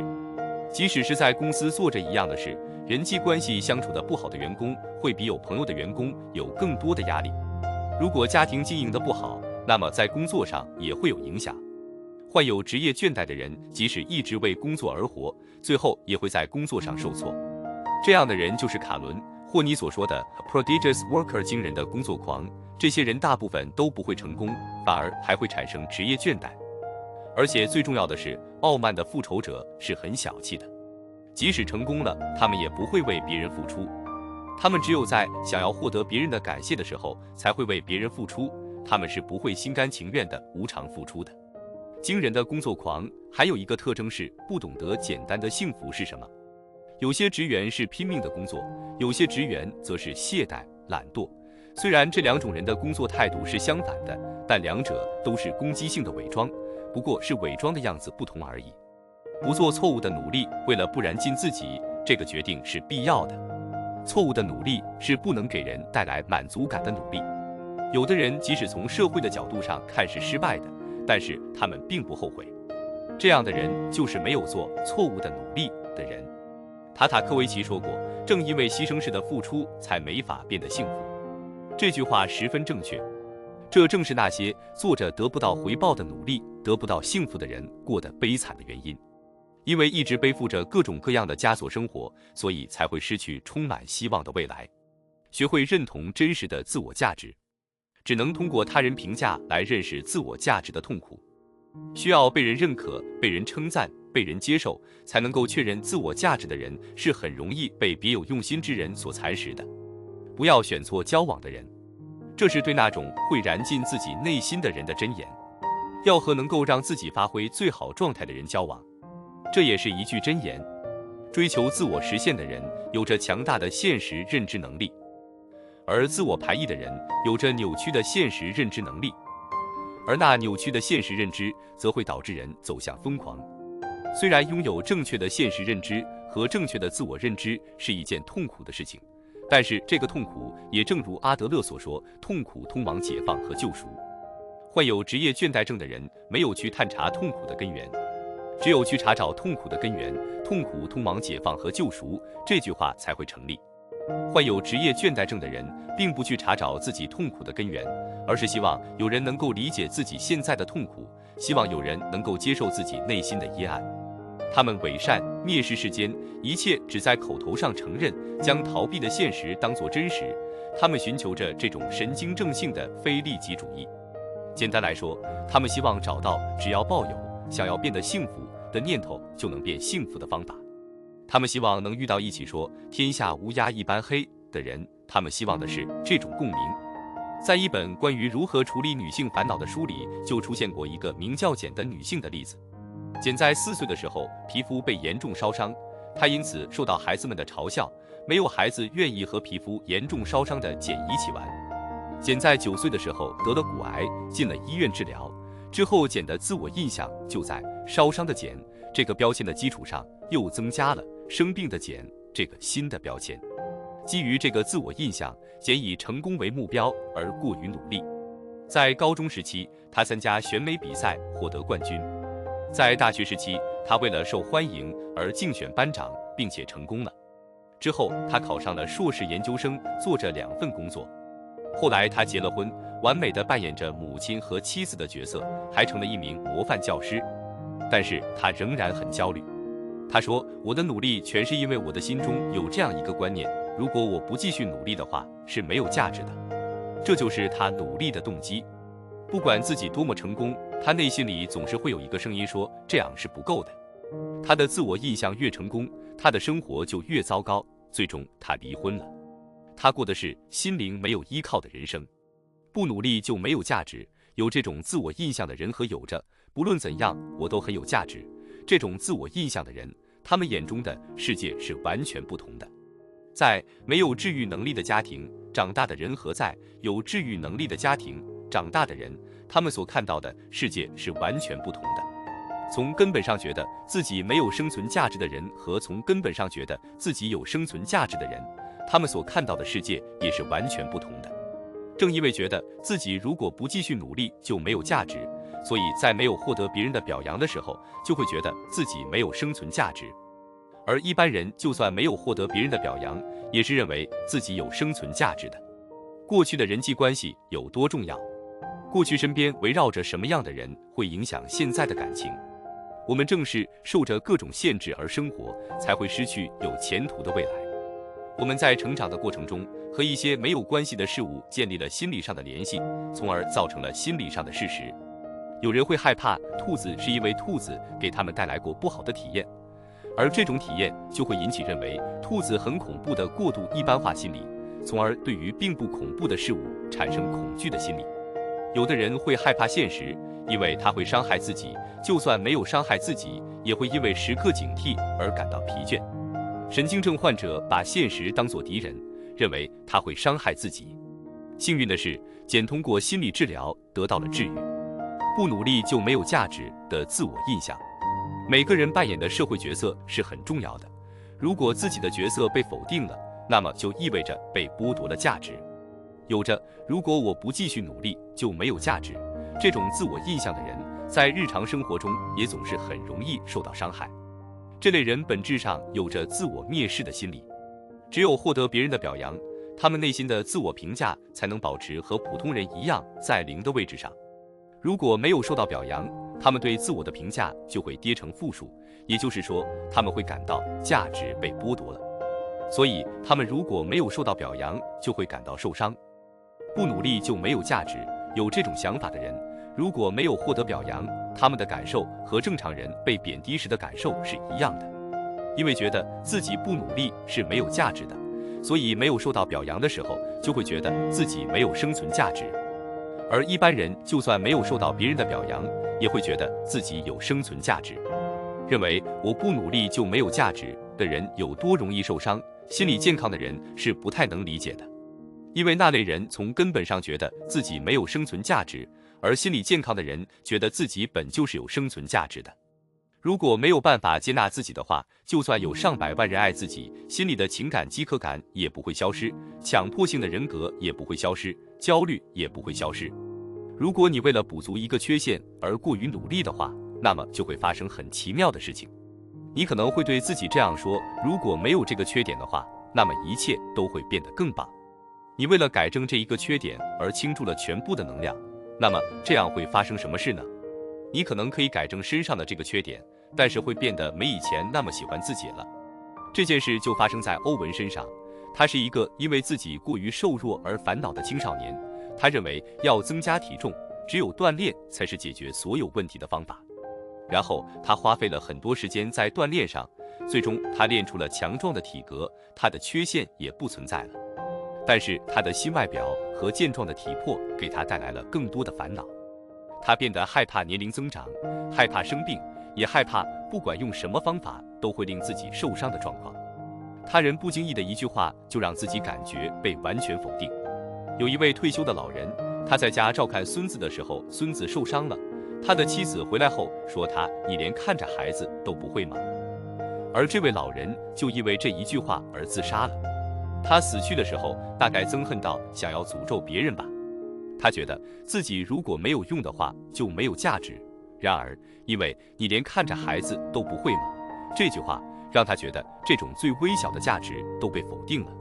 他内心所受到的伤害，应该是已经深到无法表现出来的程度。回到前文的简的故事，即使变得成功，简内心的焦虑也无法消散，而焦虑无法消散，就意味着不安无法消散，因为焦虑是不安的一种症状。为什么简没有办法让焦虑消散呢？那是因为他走过的这段人生之路，让他在心里积攒了一股庞大的愤怒的情感。过去自己身边有着怎么样的人，会影响现在的感情。对于从小就生活在有着很大压力的环境中的人来说，生活就像是走在埋着很多地雷的土地上一样。和那些走在没有埋着地雷的土地上的人相比，他们过着完全不同的人生。所以会觉得并非侮辱的话是对自己的侮辱。问题都是从小小的 PTSD 开始积攒起来的，所以扁桃核总是处于过剩的觉醒状态。这就能理解为什么不安的人总是对别人抱有大量的敌意，不能帮到别人就觉得自己没有生存价值。就算是抑郁症患者，也有心情好和心情不好的时候。心情不好的时候就会无缘无故的觉得不愉快。在心情不好的时候，思考一下自己刚才为什么会因为这个人的这句话而感到心情不好，就能扩宽眼前的生活之路。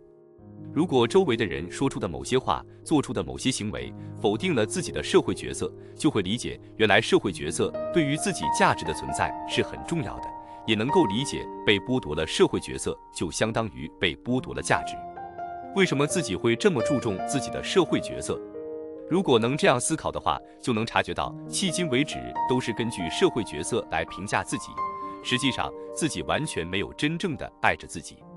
这样大概也能理解为什么自己自出生以来的成长过程中，身边没有共同体，而都是机能集团。机能集团常常都是根据有用性来评价人的价值，如果不通过事实有用性来评价人的话，那么机能集团就没有办法维持下去。但是共同体不是机能集团，在共同体里都是因为这个人本身的存在才有意义。在共同体里，最重要的不是这个人是否有用，而是因为那个人就是那个人，所以他才值得被爱。希望别人能认可自己的有用性，就像是渴了需要喝水一样，希望自己能通过这种有用性获得别人的感谢。多亏了你，我们才能成功，谢谢。他们渴望这种话，这就是他们理解的生命价值。当这种有用性的价值被否定的时候，他们就会觉得不愉快，就像人们感到威胁的时候就会变得不安。他们过着除了有用性以外，自己的其他生存价值都不被认可的人生。他们认为真实的自己是没有生存价值的，真实的自己只是会给别人添麻烦的存在。所以有用性是一种救赎，正因为有了有用性，别人才会认可自己的存在。如果没有有用性，自己就会被丢弃。因为这种心理而得抑郁症的人最看重自己的社会角色，自己的社会角色具有有用性，他们才能够从内疚中解放出来。因此，在没有社会角色的地方，他们认为自己是不能继续生存的存在。烦躁的情绪是自己被否定而产生的愤怒。人之所以有时会感到烦躁，是因为自身生命的价值被否定了。因为生命的价值被否定而受伤，所以感到愤怒。不管什么事都没办法如自己期望的那般发展，一件又一件事叠加起来，就让人越来越烦躁，甚至自己也不知道为什么会这么烦躁。他们会认为真实的自己是无法生存于世的，他们内心存在这样的内疚感。再加上明明想要别人称赞自己，却又得不到称赞，内心的不满逐渐积累。正是由于上述这些各种各样复杂的心理，让人感到抑郁，变得烦躁，无论怎么做都无法让自己开心起来。他们一受到质问，就会在回应质问之前先说借口，这是一种自我防御。这类人总是处在害怕别人会攻击自己的心态中。他们从小开始就总是被别人说你是一个麻烦的存在。不愉快的心情是各种各样的，可能是因为自己的角色被否定，导致价值剥夺而感到不愉快，也可能是因为无法抑制敌意而感到不愉快。因为别人微小的言行举动就会刺激到他们在无意识里所抑制着的敌意，会刺激他们内心想要杀掉不可原谅的人的心情。他们可能会察觉到自己这种想要把其他人都杀掉的心情，在自己的无意识里有着很强烈的敌意，而过去自己一直都是抑制着这种敌意而安稳的生存的。如果能够好好内省，思考自己为什么会这样，就能了解自己常年都压抑着敌意而生存的这件事情。把爱当作报酬是非常危险的。自我无价值感是一种认为真实的自我是毫无意义的感觉。只要自己不能给对方带来什么利益，就会觉得自己没有生存价值。其他人仅仅是表现真实的自己，就已经有生存的价值，自己却要给他人带去利益，要不然就没有价值。这和讨好型人格的人想要尽力讨好他人是一样的，因为只要自己没有得到他人的认可，就会觉得自己没有生存的价值。在别人身上是可以原谅的事情，但是放在自己身上就无法原谅，他们会因此产生一种孤立感和孤独感。他们会觉得自己和别人是不一样的，会觉得只有自己和别人是不一样的，真实的自己是不存在的。这种感觉有可能是比自己被大家所厌恶的异化感更为深刻的痛苦。在最亲近的地方被拒绝所造成的内心伤害，并不是那么简单就能够治好的。他们会变得无法跟别人亲近，会恐惧亲近。被这样养大的人，当然是连基本的需求都没有被满足的。基本的需求即对于归属的需求和爱情的需求。他们并不是在母亲的爱里长大的，他们本质上是不满的。他们在心里爆发不满，即使爆发了也不能表露在外，所以自然会因此变得抑郁和烦闷。在这个基础上，他们就会把爱当作报酬。只要一直把爱当作报酬，真实的自己就永远不允许存在，连一秒生存的价值都没有。总之，先确定自己为什么会这么抑郁和烦闷，然后通过自己抑郁的情感来探寻自己的内心究竟有什么不满足。这样就能发觉，其实从小开始，真实的自己一次都没有被重视过。有着强烈的不安感的人，不管他人如何爱自己，都无法感受到自己是被爱着的。只有内心沉稳的人才能感觉到自己是被人爱着的。其实，人并不是因为被爱才会变得幸福，而是因为幸福才能够感觉到别人对自己的爱。享受生活，感觉生活很辛苦，是因为弄错了目标。有很多人都是被某种事情追赶着终结一生的，这样的人往往都给自己确立了一个不适合自己或错误的目标，因而觉得生活很艰辛。这样的目标会妨碍他们发挥自己的潜在可能性，因而感到焦虑。实际上，这类人并不了解自己的目标是什么。如果某人真的很喜欢包包的话，那么就会坚定地去买包包。但是如果那个人实际上并不喜欢那个包，只是因为有人说那个包真好才去买包的话，如果中途有另一个人说那家美容院很不错，他就会放弃买包包，改为去美容院。也就是说，有着不适合自己的目标和错误目标的人，他们没有喜欢的事物。也可以说，他们其实是没有目标的，也没有喜欢上某种事物的体验。他们没有察觉到自己真正想要的东西，因此对自己没有信赖感。察觉真实的自我，当觉得生活很痛苦的时候，首先要察觉到自己其实并不享受生活这件事。可以试试对自己提出下面的问题：如果自己的内心能放松的话，自己是不是能活得更轻松一点？是不是总是有什么东西在阻碍自己内心中孕育的新东西？试着这样对自己发问，就能够察觉到自己是否在自主性还没有发展好的情况下就被推着向前，又或者在自己的能力发育变得不平衡的情况下，没有在做自己喜欢的事情，等等。这样应该就能够察觉到自己迄今为止都没有展露真正的自己，因为自己没有做过自己喜欢的事情，只会在意别人的事情，所以会变成不知享受的人。对于这类人来说，不管是苹果、香蕉还是橘子，味道都是一样的。当别人说苹果好吃的时候，他们就会去吃苹果；当别人说香蕉好吃的时候，他们就会去吃香蕉。都是因为别人说好吃，他们才会去吃，而不是因为自己想吃才去吃。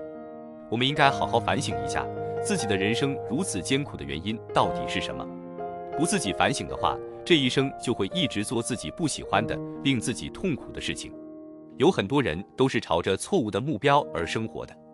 如果不能切实了解这件事情的话，那么人就无法改变目标。难得出生在这个世界上，有的人却不知道自己是为了什么而生，每天都认真的努力到极限，最终疲惫不堪的死去。这些人就像做着辛苦的临时任务一样，没有怨言的流汗劳动，在休息的时间也没有吃自己想吃的东西，食不知味的吃着盒饭，然后离开这个世界。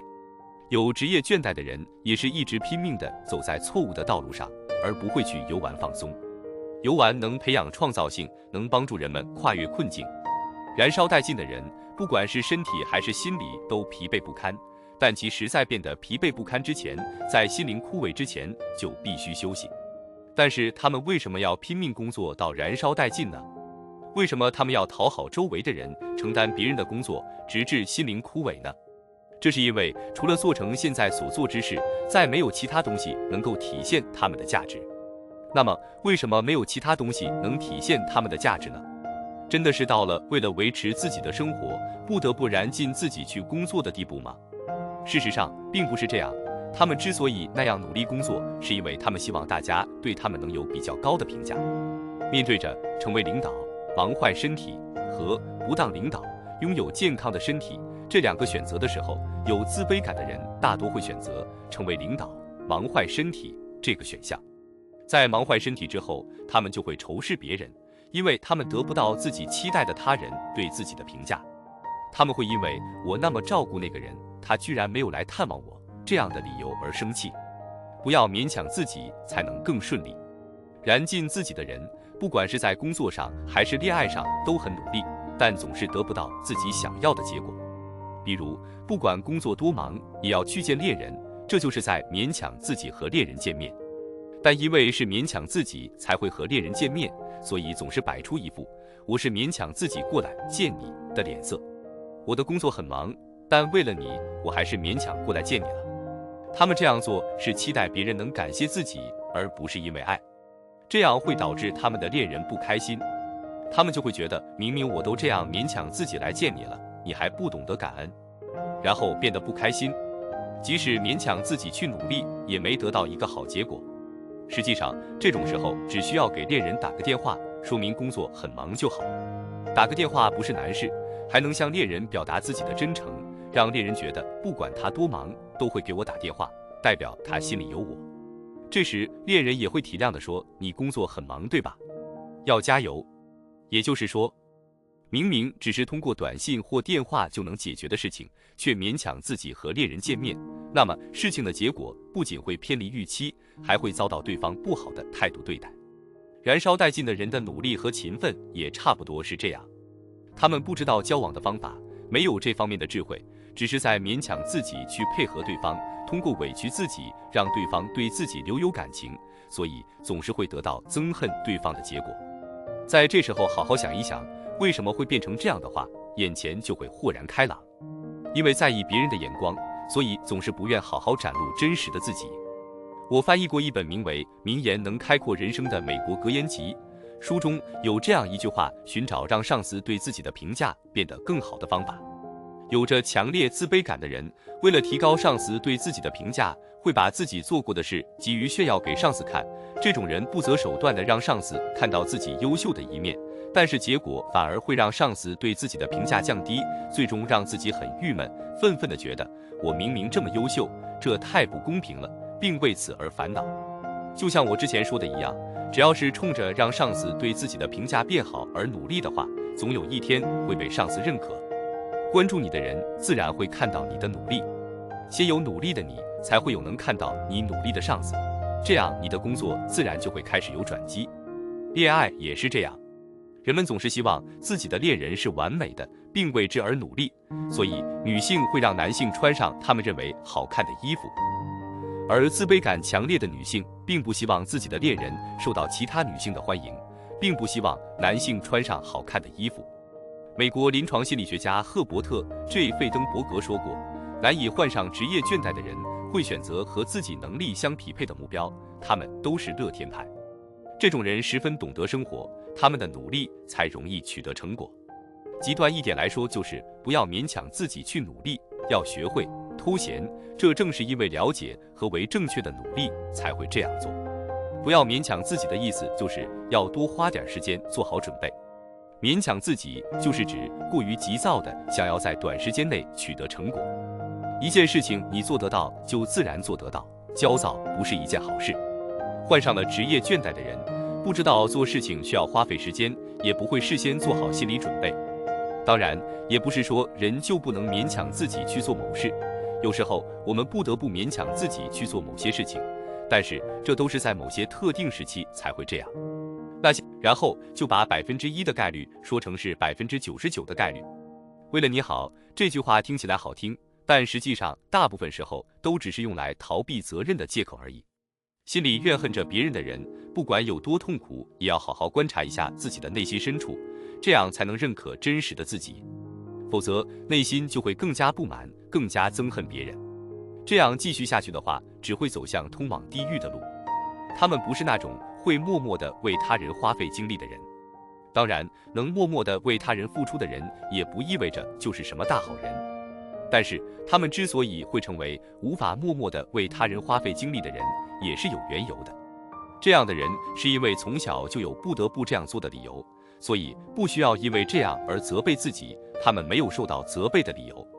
如果仅仅因为这些事情就被责备的话，那么人类也很难生活下去，毕竟他们又不是神，保持原样就好。但是如果他们不努力改变一下他们的生活方式，就会逐渐对周围的人不满，就会不得不通过怨恨他人来生活。在这里，是否选择努力改变这种冲突的性格，决定着他们是通往天堂还是通往地狱。首先要先肯定自己的过去，然后接受现在的自己，肯定自己会产生新的能量。所谓肯定自己的过去，并不是认为自己是因为被一对没有感情的父母养大的，所以是个没用的废材，而是要想被那种父母养大还能活成现在这样，那我也是很厉害了，来肯定自己。还有，对自己抱有信赖感是必要的，不是为了他人而活着，而是要为了自己而活着。只有当人们实现自我满足的时候，才能温柔地对待他人。在实现自我满足的前提下，尽力为他人付出，才会得到他人的感谢。无论是在恋爱关系中、职场环境中，还是家庭生活中，如果一个人对自己的现状感到不满，那么他们即使付出了努力帮助他人，也无法得到期待中的积极回应，只会得到与之相反的结果。抱有高远的目标并不是什么坏事，反而是值得鼓励的事情。问题在于抱有高远的目标的动机是什么？只有好好了解自己的这个动机，才能逃离痛苦的人生。比如，之所以给自己定过高的目标的动机是为了复仇，又或是因为小时候受过伤，为了治愈自己受伤的心灵之类的。所以说，问题在于这个高远的目标是什么？不管是多么符合社会期望的事情，只要做事的动机是因为恐惧，结果就不会如期望那般，努力也就变得不再是让人享受的事情，而是变成一种压力，努力的效果也会变得不显著。有职业倦怠的人，他们甚至不清楚自己在社会中处于什么地位，也不了解自己，所以会给自己定下过高的目标，从而努力过度，消耗自身。所谓不了解自己，就是过于以自我为中心。仔细观察就能发现，过于以自我为中心的人有着很大的压力。人们常常有擅长生活和不擅长生活这种说法，以自我为中心的人就是那种不擅长生活的人。以自我为中心的人不清楚对方希望自己做什么事情，因此即便为了对方而努力，和对方的关系也必然没办法很好的维持下去。最终他们想着，我明明为你做了这么多事，而对别人产生怨恨。事实上，这类人并不是生活在现实的世界中，而是生活在他们幻想的世界中。第5章，学会视角转换，为自己而活。只要认可真正的自己，前进的道路就会豁然开朗。不要伪装自己，要相信自己是有能力的。世界上有种症状叫做存在感缺失症，这个症状就是人们不管做什么都没有在做某事的具体实感，就像是某人在说话，但是他没有察觉到自己在说话。这个现象和冒名顶替综合征在心理上是相似的，即使自己当了律师，也没有自己是律师的觉知；即使自己是早稻田大学的教授，也没有身为早稻田大学教授的觉知。他们会感觉自己现在的立场和自己是不相符的，大概是因为他们从小到大语言上的表现和非语言上的表现都是互相矛盾的，所以才会产生这种问题。当遭遇不幸的时候，却逼迫自己认为这是幸福，他们一直都是这样生活过来的，所以他们在这个矛盾中渐渐失去对感情的真实感受。实际上，他们并不知道什么是幸福，只是在自己的想象里以为自己知道什么是幸福。他们在嘴上会说自己知道什么是幸福，但是实际上他们并没有尝过幸福的滋味。有着冒名顶替综合征的人，即使成功了，也感觉不到是靠自己而取得的。他们感觉自己是一个冒名顶替者，内心会有一种负罪感。当人们防御性的隐藏真实的自己时，就会产生自我否定，会认为真实的自己是有罪的。这样，他们会进一步对别人采取讨好的态度，逐渐陷入怎么努力也得不到回报的恶性循环。自信才能让自己走出不幸。一般来说，自恋者都会把柔弱的人或病人，又或是在智力、教育程度和家庭背景等方面不如自己的人当作目标。对于自恋型男性来说，身体柔弱的女性不会让他们有因为自恋型情感而被伤害的恐惧。因此，对于自恋型男性来说，柔弱的女性是很有魅力的。正因为那位女性身体柔弱，所以他们那被伤害过的自恋心会感到很舒适。柔弱的女性不但不会威胁他们那脆弱的自恋情感，还能治愈他们的内心。所以，对于自恋型男性来说，柔弱的女性和出身不好的女性是十分有魅力的。那些幸福的、健康的人，反而会对他们的自我产生威胁。如果可以的话，他们不会想要与之深交。例如，那些有能力的女性，在社会上有地位的女性，出身名门望族的女性等，仅仅是与这样的女性接触，都会对他们的自我产生威胁，对他们造成伤害。某个自恋型丈夫和一个柔弱的女性下属交换了信件，被他的妻子看到了，信上写着“我爱你”这种话。而这个丈夫对妻子说，因为他从小身体就很弱，所以想和他交朋友，想帮助他。一开始我是抱着同情的心态和他来往的，如果你能加入我和他之间的话，就能缓和这种关系。然后这个丈夫又和妻子说了一句这种意义不明的话。这个丈夫甚至说，这件事情完全没有必要告诉妻子，因为这是妻子不会听的事情，他没得到妻子的许可就不会采取任何行动。这个男人和自己的妻子在一起，还要和其他女性在一起，而且这个丈夫还会在妻子面前谈及那个女性下属的事情。实际上，这个丈夫想要和妻子共享自己内心对于柔弱的女性的情感。妻子说，我丈夫总是说她很可怜。作为男性，他希望通过安慰柔弱的女下属来治愈自己受伤的自恋情节，也希望自己的妻子能够像母亲一样包容自己。这个丈夫把自己的妻子当作代理母亲，把柔弱的女性当作自己的恋人，以此来短暂恢复他作为男性的自信。一方面，因为那位柔弱的女性打从心底里没有自信，通过倾诉自己是个男人缘很差的女性来表现自己的不安，把自己的不幸当成卖点。因为他认为，如果没有这些不幸，那么谁都不会再关注自己，所以他没法离开自己的不幸。另一方面，这个妻子感叹自己压抑着，才终于在家里做好了母亲这个角色。要是不继续维持的话，这个家就要散了。通过这样来合理化自己的态度。实际上，这个妻子没有身为女性的自信才会这样，而且她是打心眼里看不起她的丈夫的。这是由对自己的性别角色失去自信的3个人而组成的机能集团。这个妻子虽然很努力地压抑着自己，但其实只是在做着得不到回报的努力而已。有种叫被责备妄想的妄想症，就是指某人明明没有被人责备，却总是感觉有人在责备自己。这样的人会故作亲切，其实这是防御性性格装出来的亲切、温暖和体贴。实际上，他们知道真实的自己并不是这样的。他们隐藏并不亲切的真实的自己，装的对人过于亲切，是因为觉得自己有罪。不管是成功还是失败，都不能决定人生的价值。失败之时等于成功之时。哈佛大学的艾伦·兰格教授曾说过，某些时候，失败之时也就相当于成功之时。他在自己的书里和来早稻田大学演讲的时候说，便利贴的发明也是经历了失败才能取得成功。美国一家企业本来打算发明一种粘贴剂，花了大价钱去研发的粘贴剂却粘不住东西，这种粘贴继成了瑕疵品。但是正因为粘贴剂粘不住东西，所以诞生了便利贴。因为换了角度来思考，才能够捕捉到贴上去之后能够再次撕下来的这个优点，所以失败才能转换为成功。便利贴的产生确实是因为失败，毕竟付出了那么多努力，却没有获得预想中的成果。这个例子也说明了，只要能够转换视角，失败也能转变为成功。在事业上成功，在人际关系上失败的人生。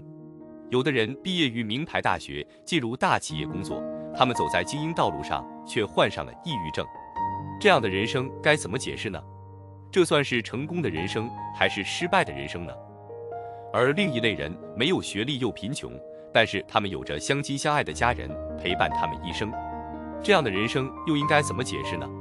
这算是成功的人生，还是失败的人生呢？我看到过这样一句话，在事业上很成功，在人际关系上却很失败。人们为什么要抛弃原来的自己，拼命努力取得成功呢？这是为了避开自己是一个没有被爱的价值的人所带来的绝望感。在事业上很成功，在人际关系上却很失败的人，就是为了避开这种绝望感。这种希望成功的愿望会破坏自控能力，一心一意只想要成功，而不去思考10年后自己身边的环境会如何改变。总之，一切努力都只是为了避开自己现在无法忍受的情感。为了避开这种情感，只需要在工作上做出实际就好。这就是过去所说的企业战士，他们就是在事业上很成功，在人际关系上却很失败的那类人。取得社会性成功的人，却在个人生活上过得不好的例子很多。弗洛伊德认为，为了权威而努力是自恋倾向的表现。我也是这样认为的。他们是通过获得权威来满足自己的自恋，所以他们会为了获得权威而抛弃本来的自己，勉强自己去努力。简单的讲，勉强自己努力走上精英道路后患上抑郁症的人，大部分都是自恋者。他们会逐渐无法全面地观察自己的人生，也逐渐不会思考这样的努力会给今后的自己带来什么影响。他们只会思考通过这样的努力，自己能够获得什么，而不会思考自己会失去什么。自恋者没有控制自己人生的能力，遭受挫折之后就会变得心理扭曲的大部分人也是自恋者。那么这些人的人生算是失败还是成功呢？我之前在便利贴的故事中写，只要转换一下视角，那么失败也能变成成功。而这些勉强自己努力走上精英道路的人，可以反过来说是，只要转换一下视角，那么成功也能变成失败的例子。总之，不管是成功还是失败，重要的是视角的问题。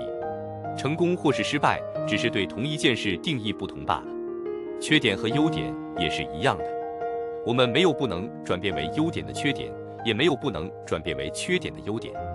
安徒生童话里的人鱼，正是因为喜欢上了王子，让巫婆给他变出双腿后，才开始变得不幸的。明明当人鱼就很好，他正是从想要成为不像自己的人之时起，才开始变得不幸的。人鱼就相当于员工，人鱼喜欢上王子的心理和员工想要变得成功的心理是一样的。人鱼希望巫婆给他变出一双腿来，这和员工希望自己获得成功是一样的。人鱼因为得到双腿而变得不幸，在事业上取得成功，却在人际关系上失败的员工，则是因为取得了成功而变得不幸。接受现实的自己，颠倒了亲子角色的父母。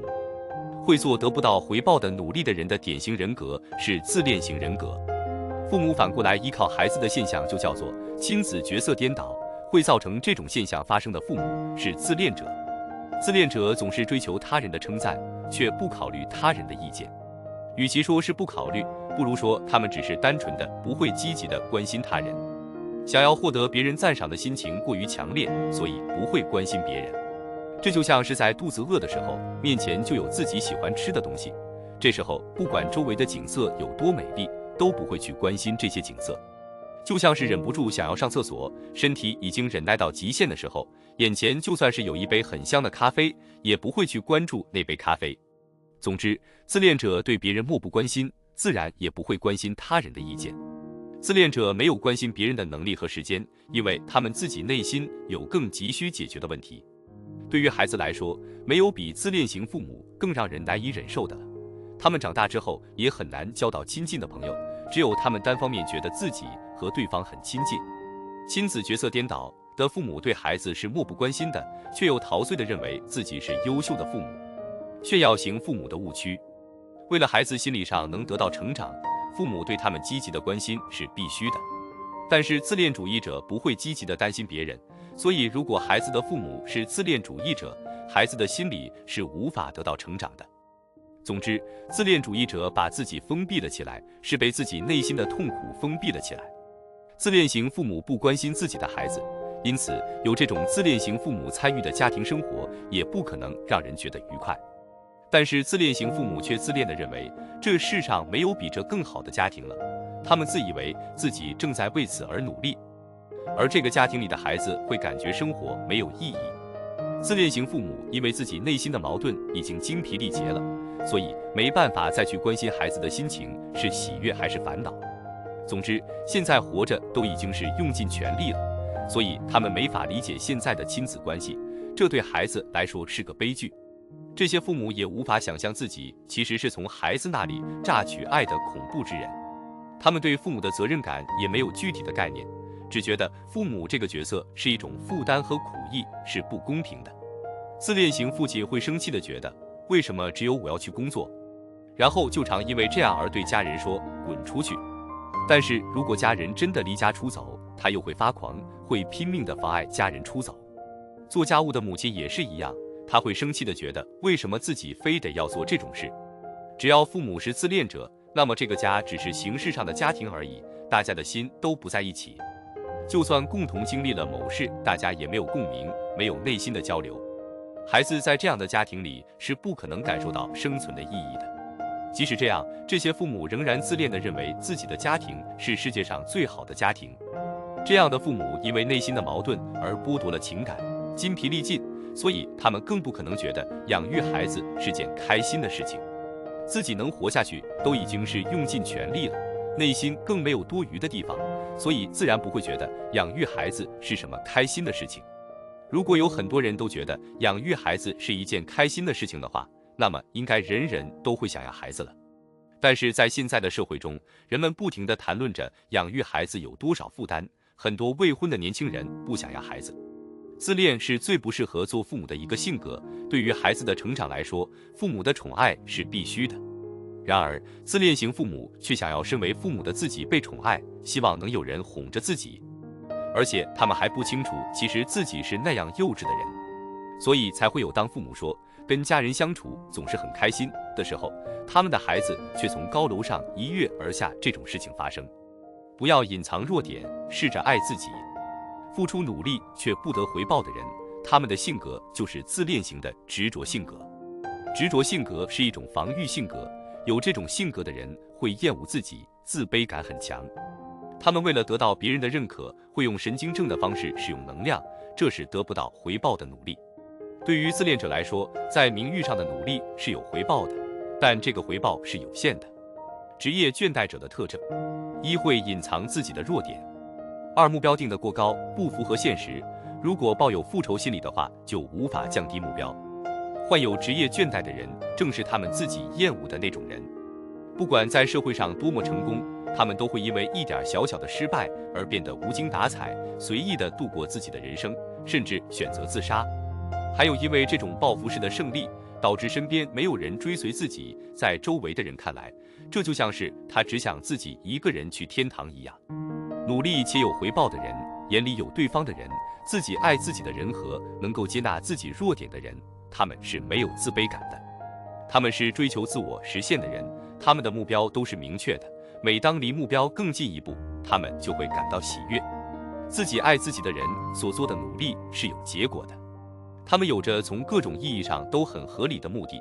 乌龟不会和兔子赛跑，正因为有着适合自己的目标，才能和别人亲近。烦恼是常年积累的结果，就像澳大利亚的精神科医生贝兰·沃尔夫所说，烦恼不是因为昨天而产生的。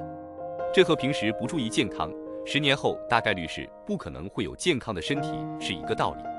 现在拥有的烦恼是10年前生活方式的结果。为什么？综合征。向孩子撒娇的父母希望孩子能一直保持心情愉快的状态，但孩子是不可能一直都保持心情愉悦的。于是父母就会责备孩子说：“真讨厌，为什么你是这样一副表情？”继而变成“为什么连这种事情都做不到？”然后换上“为什么”综合征。为什么综合征意味着不能原谅不听父母话的你。总是说为什么这个词的人有着很强的需求，但是那个需求被隐藏了起来。有着神经症需要的人很爱撒娇。患有为什么综合征的父母完全不会去思考父母怎样能让孩子开心这种事，反而会觉得为什么你不能理解我的心情呢？总是问为什么的人，内心总是处于得不到满足的状态。内心得到了满足的父母不会质问孩子为什么。患有为什么综合征的父母的内心有着矛盾，但是他们绝不会直面自己内心的矛盾。光是顾着自己就已经筋疲力尽了，所以对别人也不会好到哪儿去。不会温柔待人的父母，不管多么努力养育孩子，也只是做无用功罢了。因为父母不在意孩子的感受，孩子自然就不会听他们的话。亲子角色颠倒的父母是不会容许有不听父母话的孩子存在的，他们会连续质问孩子为什么还不睡觉，为什么不学习，甚至为什么摆出这副表情等问题。实际上，这样的父母和孩子之间没有什么亲情可言。他们厌恶孩子，但不希望孩子知道这件事，更不希望被孩子厌恶。最过分的就是，一旦孩子没有做出自己期待的反应，就会摆出一副严肃的表情，说着你这是怎么回事的父母。仅仅是质问为什么不算严重，但是问你这是怎么回事，就有着撒娇和欺负人的两种心理，将自己无意识的情感投射到孩子的身上。实际上，父母是把自己心底里的自卑感投射到孩子的身上，他们无法接受内心自卑的自己，然后把这些投射到孩子身上。也就是说，明明是父母无法接受不够好的自己，却变成了无法接不够好的孩子。这种投射有着憎恨感。投射的深刻的问题是发生亲子关系的时候，父母对孩子说：“你为什么不能像那个人一样啊？”这就是被动式的投射。那个人可能指的是出人头地的亲戚，那个人代表着产生投射的人所压抑着的自卑感的一部分。实际上是父母想要像亲戚一样成功，但是自己做不到，所以无法原谅不能成功的自己。然后他们将不能成功的自己投射到孩子身上，变成无法原谅不能成功的孩子。自恋型父母为什么会批评可爱又温顺的孩子呢？那是因为自恋型父母从心底里觉得自己是个没用的人，自己却不承认这个事实，然后将自己是个无用之人的印象投射在孩子身上，通过指责孩子为什么你这么没用啊，来解决自己内心的纠葛。就算孩子做成了一件很了不起的事情，这些父母也无法说出做得好这种称赞的话语。如果孩子不是那种温顺的孩子，自恋型父母会迎合。只有在温顺的孩子面前，自恋型父母才能够颠倒亲子角色。父母的投射行为是一种欺凌行为，被欺凌的一方会因为深刻的自卑感而痛苦。即使是大人，多管闲事又欲求不满的人，会对别人所做的一些鸡毛蒜皮的事情挑刺，然后就会责备别人太没有诚意了。实际上，责备别人没诚意的人，反而是没有诚意的人。他们总会搬出不符合场合的夸张的概念，比如人类应有的诚意，或是人类应有的爱之类的。责备别人的人是最欠缺诚意或爱的人，但是他们却并不认同这个事实。他们会无意识地压抑自己无法认同的事情，然后将这些被压抑着的情感投射到对方的身上。投射时说的话很好听，但是投射本身是欺凌，让被欺凌的人被深刻的自卑感所折磨。如果父母患上为什么综合征，家里的氛围就会变得压抑。虽然家人不会吵架，但也不会一起欢笑。家里充满着不安和不满，这和憎恨是相通的，而且他们不会把这种不安和不满的情绪表现出来。仅仅是碰倒杯子的声音、爬楼梯的声音，父母也会因此烦躁，进而发怒。然后他们就会说，孩子为什么爬楼梯不能安静一点？就会觉得自己已经这么爱孩子了，为什么孩子不能理解自己呢？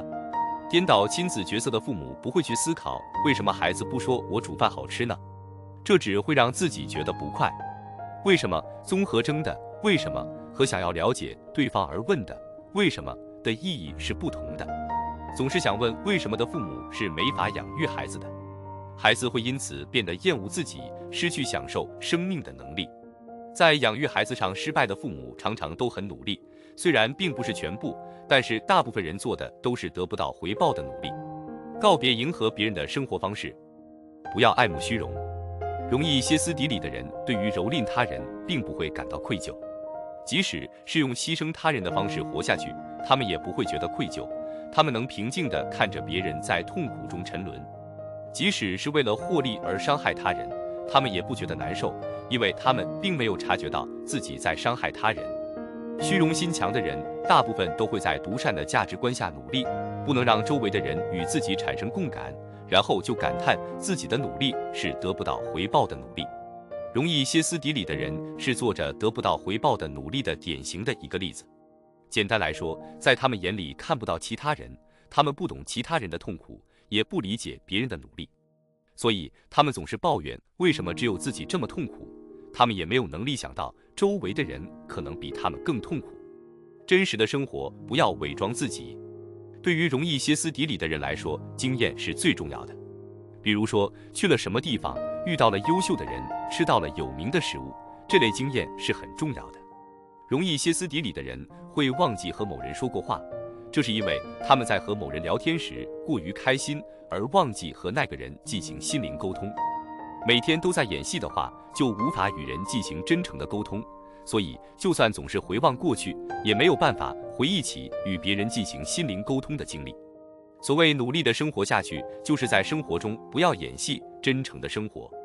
容易歇斯底里的人有这样的特征，他们表面上看起来像好人，但是如果和他们待在一起，却会让人感到疲惫，因为其实他们并不是好人。所以他们不论怎么装腔作势的努力，也是得不到回报的努力而已。将生存的精力留给自己。一般来说，做着得不到回报的努力的人都是过于贪心的人，他们不会考虑自己的能力，也不会考虑当时的状况，只会遵循着幼儿般的渴望去生活。也就是说，不管他们做什么事，都不会事先做好准备，也不考虑未来，只为了当下的愿望而活。换句话来说，就是他们没有自我控制的能力，无法很好的管控自己的人生，也没有这个想法。要是事情发展顺利的话还没什么，要是稍微有点不走运，他们就会立刻崩溃，迄今为止的努力就全变成泡影。各种类型的压力容易让我们的生产性能量变为非生产性能量，或是变为破坏性能量。简单来说，每个人都有能量，重要的是能量是向什么方向发展的。我们要好好辨别会让能量往非生产性方向发展的压力，这样得不到回报的努力就能转变为有回报的努力。卡伦·霍尼说过，神经症患者没有自己的能量。让能量往非生产性方向发展的压力是什么？如果能理解这件事，就能找到通往幸福的道路。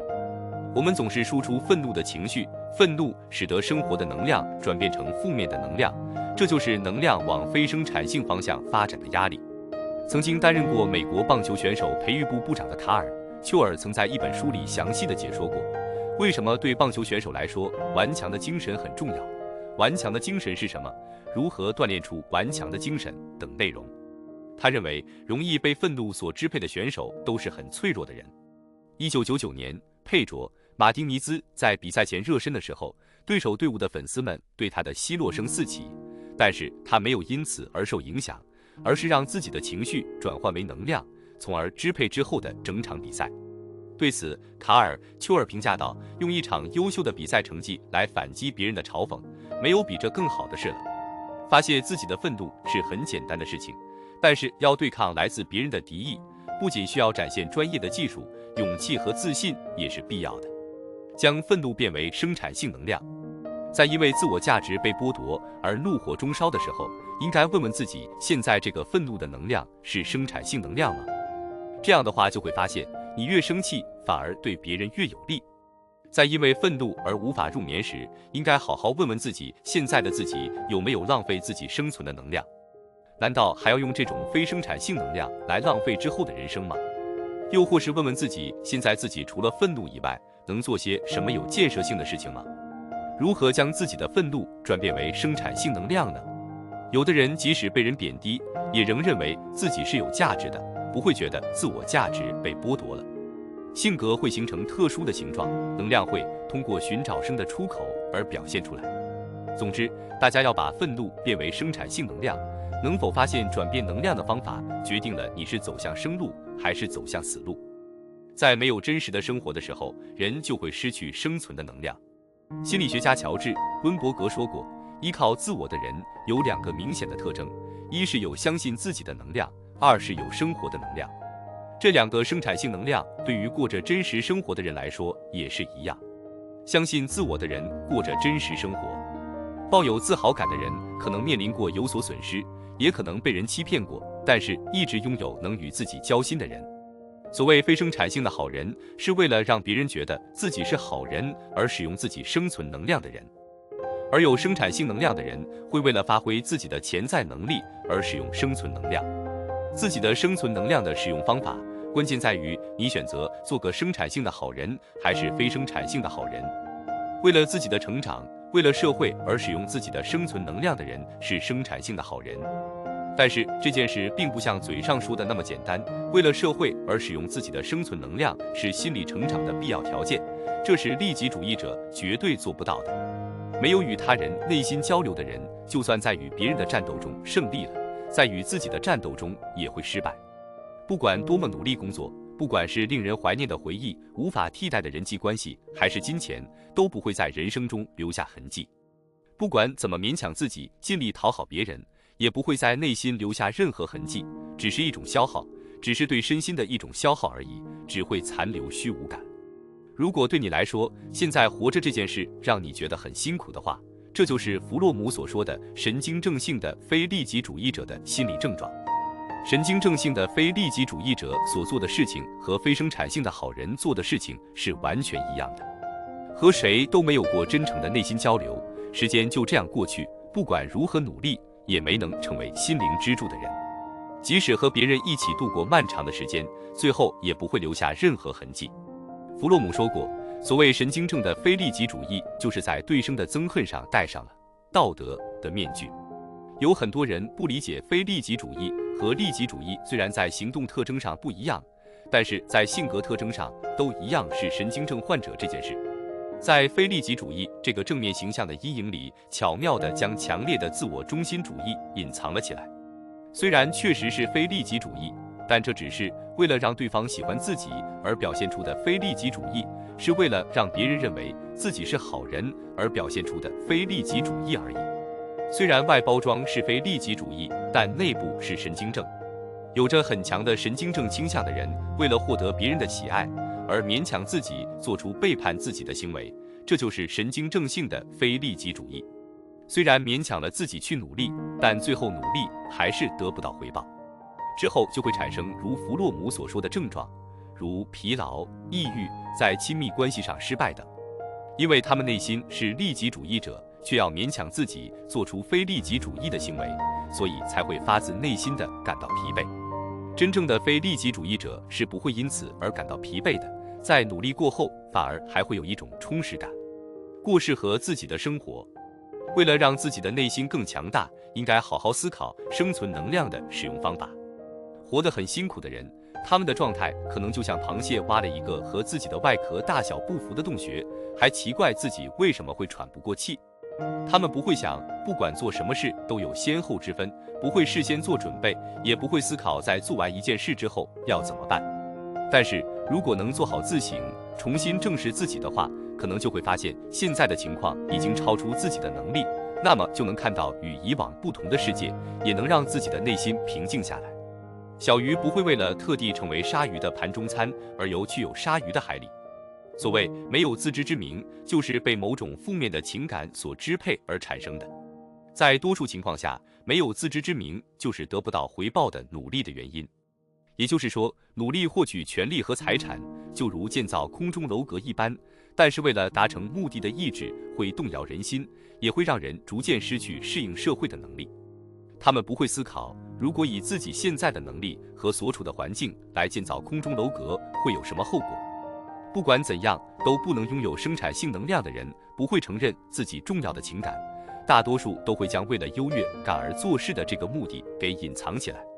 下面是一位70岁老人的故事，他的女儿已经结婚，也有了可爱的孩子，而这位老人却声称孩子的父亲虐待孩子。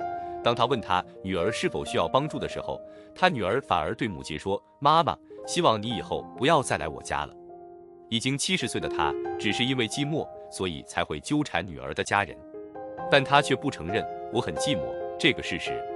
他还说想要把外孙带到自己身边，认为那是对外孙的爱。他们之所以会像这样合理化自己的行为，是因为自己不承认自己真正的情感，也就是说，他们没有和自己沟通过。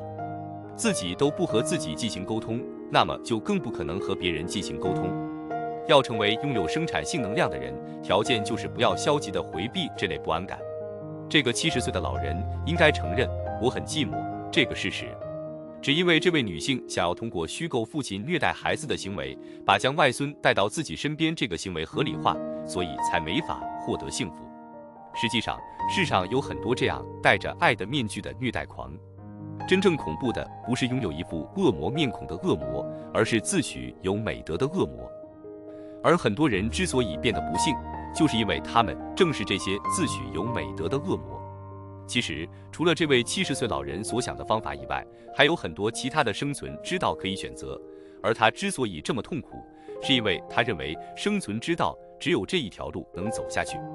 如果他能发掘出另一条道路的话，那么就会变得幸福。不安之人在行为上不是和其他人合作，而是想要优越于他人。有着歇斯底里性格的人，只有改变自己才能获得救赎。他们一面不愿意改变自己，一面又希望获得救赎。